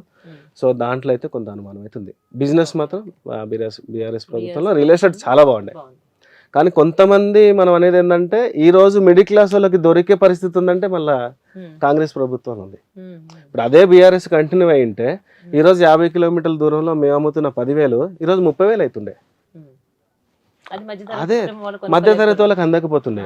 ఈ రోజు ఏంటంటే మధ్యతరగతి వాళ్ళకి మళ్ళీ ఇది క్యాష్ చేసుకునే అవకాశం ఉంది. ఇప్పుడు ఏదైతే RRR ORR మధ్యలో ఈరోజు 10,000, 8,000, 15,000 గజం దొరుకుతుంది. ఒకవేళ అదే భూమి అట్లనే మనకు బీఆర్ఎస్ ఉండింటే ఈరోజు 30,000, 40,000 అయిపోతుంది. సో లేట్గా ఎవరైతే ఇన్వెస్ట్మెంట్ పెడుతున్నారో, లేట్గా నేను ఇప్పుడు పెట్టాలనుకుంటున్నారో వాళ్ళందరికీ గుడ్ న్యూస్. అలాగే సేల్ డీడ్, అలాగే సేల్ అగ్రిమెంట్ అంటే ఏంటి, దీనికి దానికి డిఫరెన్స్ ఏంటంటారు? సేల్ అగ్రిమెంట్ అంటేనేమో మనం ప్లాట్ కొన్నప్పుడు మనం 1/4 అమౌంట్ ఏదైతే మనం పే చేస్తామో, నేను వీళ్ళకి అమౌంట్ ఇచ్చేసిన, ఇది రిజిస్ట్రేషన్కి ఇంత టైం పెట్టుకున్నాను, ఇద్దరు మ్యూచువల్ అండర్స్టాండింగ్ది సేల్ అగ్రిమెంట్. ఒక కంపెనీ నుంచి చేసుకునేది, లేకపోతే మనం బయట చేసిన ఒక పర్సన్ నుంచి చేసుకునేది. సేల్ డీడ్ ఏంటంటే టోటల్ పేమెంట్ వచ్చిన తర్వాత వాళ్ళ కంప్లీట్గా ఈ ప్లాట్ మొత్తం వాళ్ళ పేరు మీద మనం రిజిస్ట్రేషన్ చేసి ఇవ్వడం. ఇది అలాగే అంటే ఫ్లాట్లు తీసుకునేటప్పుడు అంటే ఎలాంటి జాగ్రత్తలు తెలుసుకోవాలి, ఎలాంటి విషయాలు మనం తెలుసుకుని తీసుకోవాలంటారు ఫ్లాట్స్ తీసుకోవాలి? మేజర్గా అండి మీకు ఒకవేళ నాలెడ్జ్ ఉంటే మాత్రము ఫస్ట్ డాక్యుమెంట్ నెంబర్ ఏదైతే ఉంటుందో మీరు డాక్యుమెంట్ నెంబర్ కొట్టి ఈసీ సెర్చ్ చేయాలి. మన గూగుల్లో సిటిజన్ నువ్వు లాగిన్ అవుతే నీకు ఈసీ ఉంటుంది. ఇన్కమ్ రేట్ సెర్చ్ నువ్వు ఓపెన్ చేసిన తర్వాత నీకు లింక్ డాక్యుమెంట్, ఆ లింక్ డాక్యుమెంట్ చూసి కొంత అవేర్నెస్ తోటి చేయొచ్చు. రెండో విషయం ఏంటంటే లీగల్ లాయర్ ఈరోజు చాలా తక్కువ ఫీజు, 2,000 to 5,000 పెట్టి ఇగో నేను ఈ ప్రాపర్టీ కొంటున్నానంటే వాళ్ళు కంప్లీట్గా దానికి సంబంధించిన లింక్ డాక్యుమెంట్లు అన్ని తెమ్మంటారు, ఒక సర్టిఫికేట్ ఇస్తాడు, ఇది క్లియర్ టైటిల్ ఉందని చెప్తాడు, చేయొచ్చు. మూడోది ఏంటంటే రేరా ఎల్పీ నెంబర్ ఉంది అంటే కళ్ళు మూసుకొని కొనొచ్చు. రేరా ఉండాలి, ఎల్పీ నెంబర్ తెచ్చి ఉండాలి, దానికి ఎల్పీ నెంబర్ ఉందంటే కొనొచ్చు. ఇప్పుడు ఎవరైతే రియల్ ఎస్టేట్ చేస్తున్నో ఏజెంట్కి రేరా ఉంది, రియల్ ఎస్టేట్ కంపెనీకి రేరా ఉంది, రియల్ ఎస్టేట్ చేస్తున్న వెంచర్కి రేరా ఉంది. సో ప్రాజెక్ట్ కూడా రేరా ఉంటుంది. సపోజ్ నువ్వు పలానా ప్రాజెక్ట్ అనుకుంటున్నావు, ఆ ప్రాజెక్ట్ నేమ్ మీద రేరా ఉందో లేదో చెక్ చేయండి. సో ఈ 3 ఉన్నది కనుక కొంటే మీకు ప్రాబ్లం లేదు. ఇది కాకుండా నేను పాతది ఎప్పుడో నేను రీసేల్ ప్లాట్ కొంటున్నా, అప్పట్లో డిటీసీపీ లేదు, హెచ్ఎండి లేదు, జీపీ లేఅవుట్లో కొంటున్నా అంటే 100% మీరు వెళ్ళి కంప్లీట్గా ఏదైతే మన లీగల్ లాయర్ ఉండో మీరు 5,000 పోయినా సరే లీగల్ లాయర్ దగ్గర చెక్ చేసుకున్న తర్వాత కొనండి. అప్పుడు మీకు ఇంకా ప్రాబ్లం ఉండదు. ఓకే, ఒకవేళ ఫ్లాట్ రిజిస్ట్రేషన్ చేంజ్ చేసుకున్నారు అనుకోండి, చేయించుకున్న తర్వాత మళ్ళీ వీళ్ళ మనసు మారింది అనుకుందాం, దీన్ని వీళ్ళు క్యాన్సిల్ చేసుకోవడానికి ఉంటుందా? ఒకవేళ క్యాన్సిల్ చేసుకోవడానికి ఉంటే 100% కూడా వీళ్ళకి రీఫండ్ వస్తుంది అంటారా?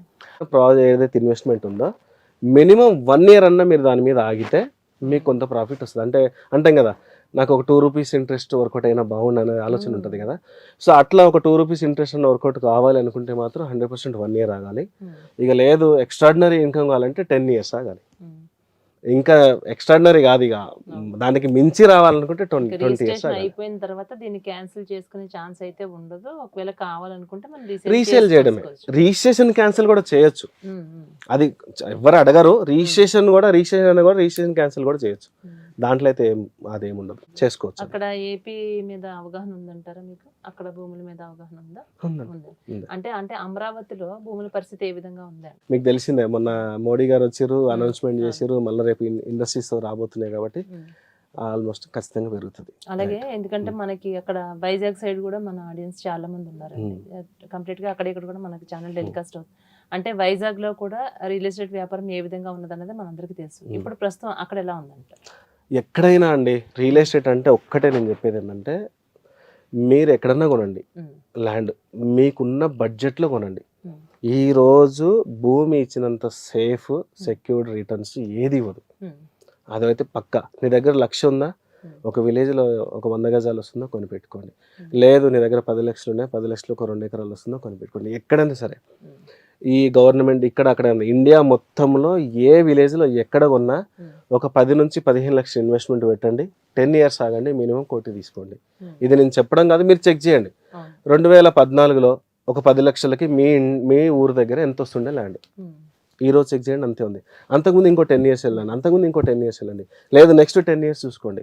సో ఎప్పుడైనా సరే ప్రతి 15 లక్షలు 10 నుంచి 15 లక్షల రూపాయలు 10 years అయితే మినిమం 1 కోటి అయింది.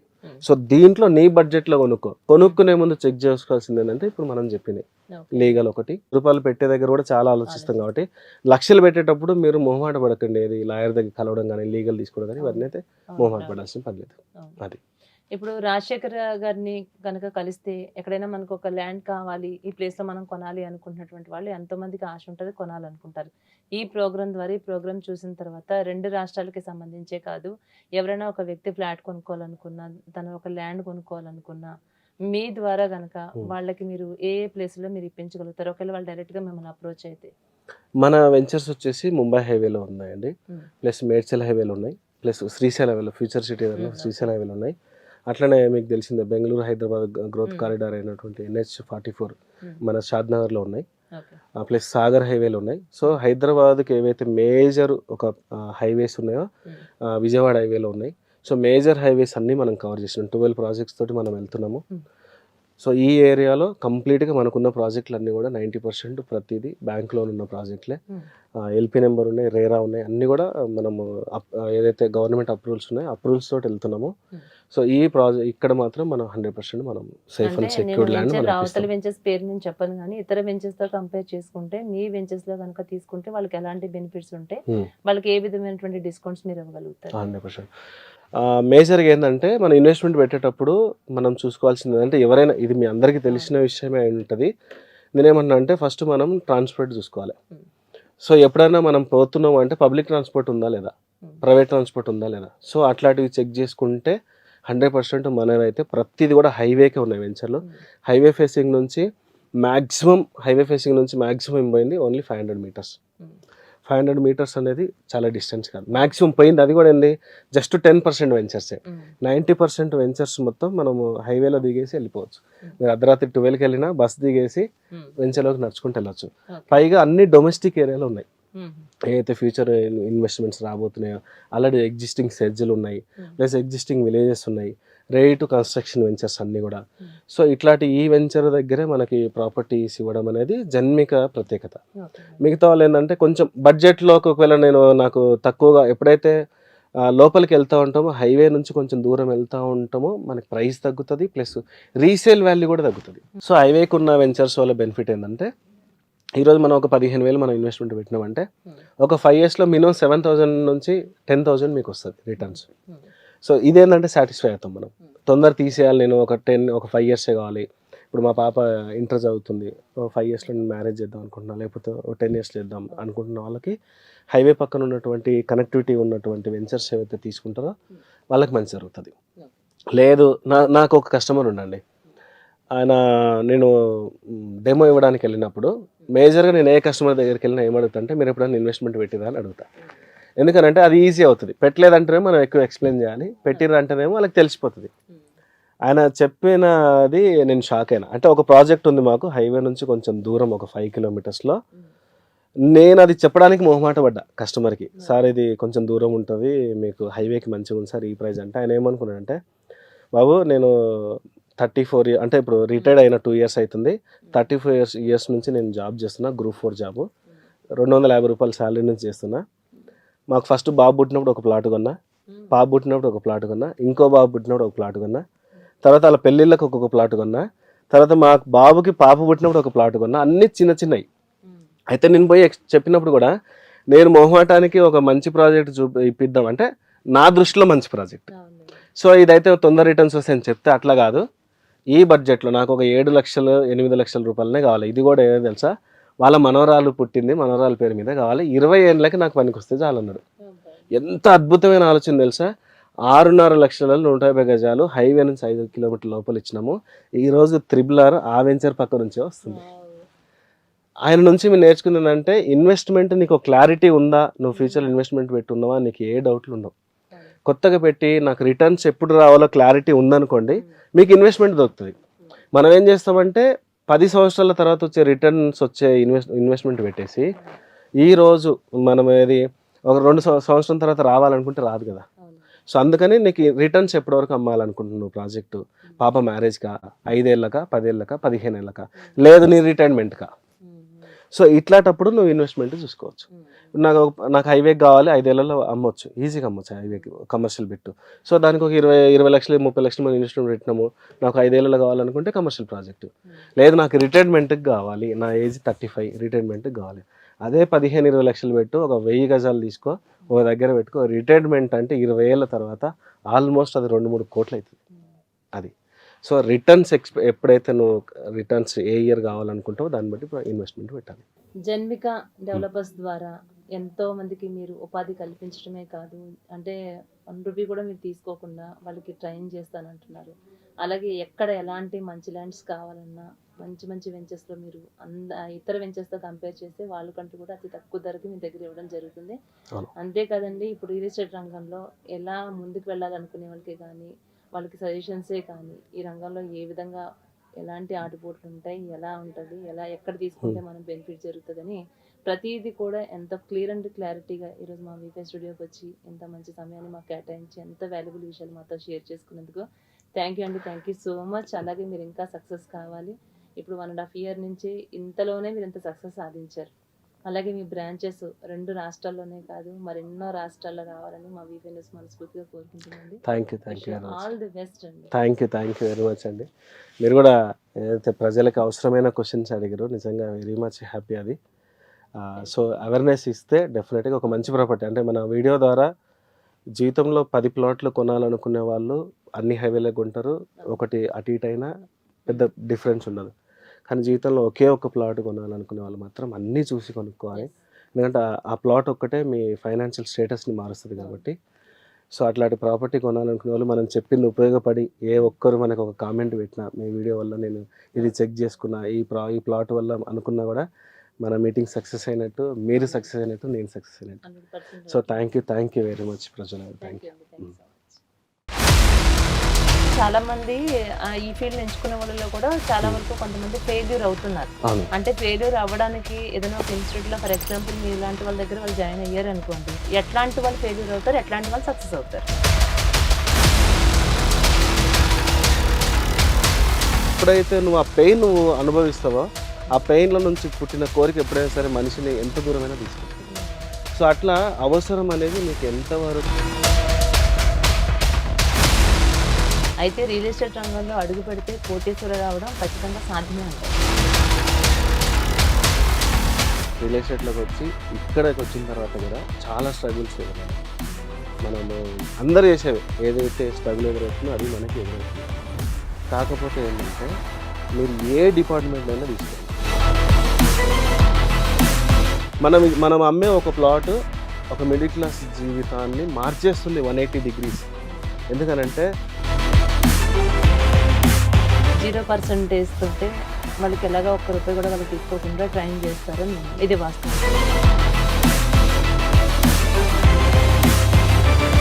మీరు ఉన్న చోట నుంచి మీ జాబ్ ఎంతైతే మీ వాల్యూ కాపాడుతుందో రియల్ ఎస్టేట్ కూడా అంతే వాల్యూ కాపాడుతుంది. మిమ్మల్ని 1% కూడా తగ్గించదు. ఆ ట్రైనింగే మేము ఇస్తాం. కూర్చున్న దగ్గర నుంచి ఎట్లా మీరు ₹1,00,000 సంపాదించాలి అనే ట్రైనింగ్ మేము ఎవ్రీ వీక్ మా ఆఫీస్లో ఆల్మోస్ట్ 50 to 100 మెంబర్స్ వస్తారు. అనాథరైజ్డ్ ప్రాజెక్ట్లో ఉన్నప్పుడే డౌట్. సో అనాథరైజ్డ్ ప్రాజెక్ట్లో నేను ఇన్వెస్ట్మెంట్ పెట్టినప్పుడు నాది కింద పడదు కదా, ఇంకా పాతాలని పోవడం అనేది లేదు. మీరు చెక్ చేయండి, ఈరోజు రియల్ ఎస్టేట్లో హైదరాబాద్ ఈరోజు మొత్తం సిటీగా ఎదిగిందంటే రియల్ ఎస్టేట్ వాళ్ళే కదా.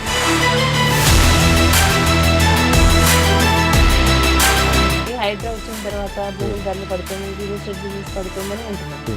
కానీ ఎక్కడ ఎవరో కొనడం ఆపడం లేదు, అందరూ కొనేది కొంటనే ఉన్నారు, పెరుగుతూనే ఉన్నాయి. కానీ బిజినెస్ పడుతుంది మళ్ళీ కింద మన తెలంగాణలో హైడ్రా వచ్చిన తర్వాత కంప్లీట్గా రియల్ ఎస్టేట్ వ్యాపారం అనేది లేదు అంటున్నారు.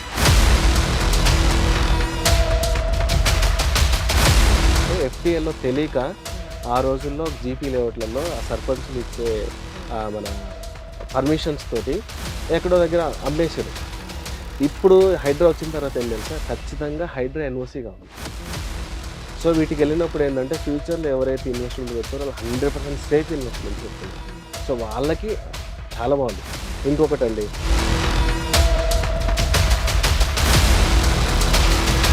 రేవంత్ రెడ్డి వస్తే రియల్ ఎస్టేట్ రంగంలో చాలా డెవలప్ అవుతుంది, మన నెత్తిన పాలు పోస్తాడు అని చెప్పి ఎంతో ఆశగా ఎదురు చూస్తే అలాంటిది నెత్తిన పాలు పోయడం కాదు కానీ అంటే బూడిద పోసిన పన్నీర్ అయిందన్నట్టుగా కొంతమంది మాట్లాడుతున్నారు. ఇట్లాంటి వాళ్ళకి అసలు మీరు ఏం చెప్తారంటే ప్రస్తుతం తెలంగాణలో రియల్ ఎస్టేట్ పరిస్థితి ఏ విధంగా ఉందంటారు?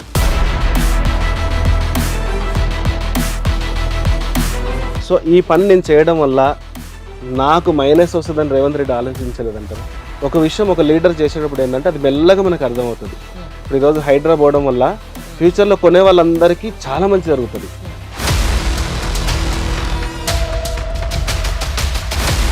మూసి అంత ఒక అందంగా తయారైపోయింది అనుకోండి. దాని చుట్టూ మొత్తం వాకింగ్ ట్రాక్లు వచ్చి సైక్లింగ్ ట్రాక్లు వచ్చేసి ఎక్స్ట్రాడినరీ డెవలప్ అయినప్పుడు ఆనందపడేది ప్రజలకు మనమే.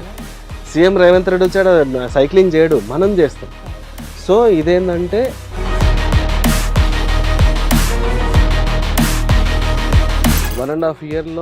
వన్ ఇయర్లోనే మేము fastest growing startup award, nation wide award తీసుకున్నామండి. అది మన శృతి హాసన్ గారి చేతుల మీదుగా. అది ఎక్సలెంట్ అండి, ఫీలింగే చాలా బాగుండే. మేము ఎప్పుడు అంటే అంటారు కదా, నీ పని నువ్వు చేసుకుంటూ పో, మిగతావన్నీ వాటి వెనకాల వస్తాయని.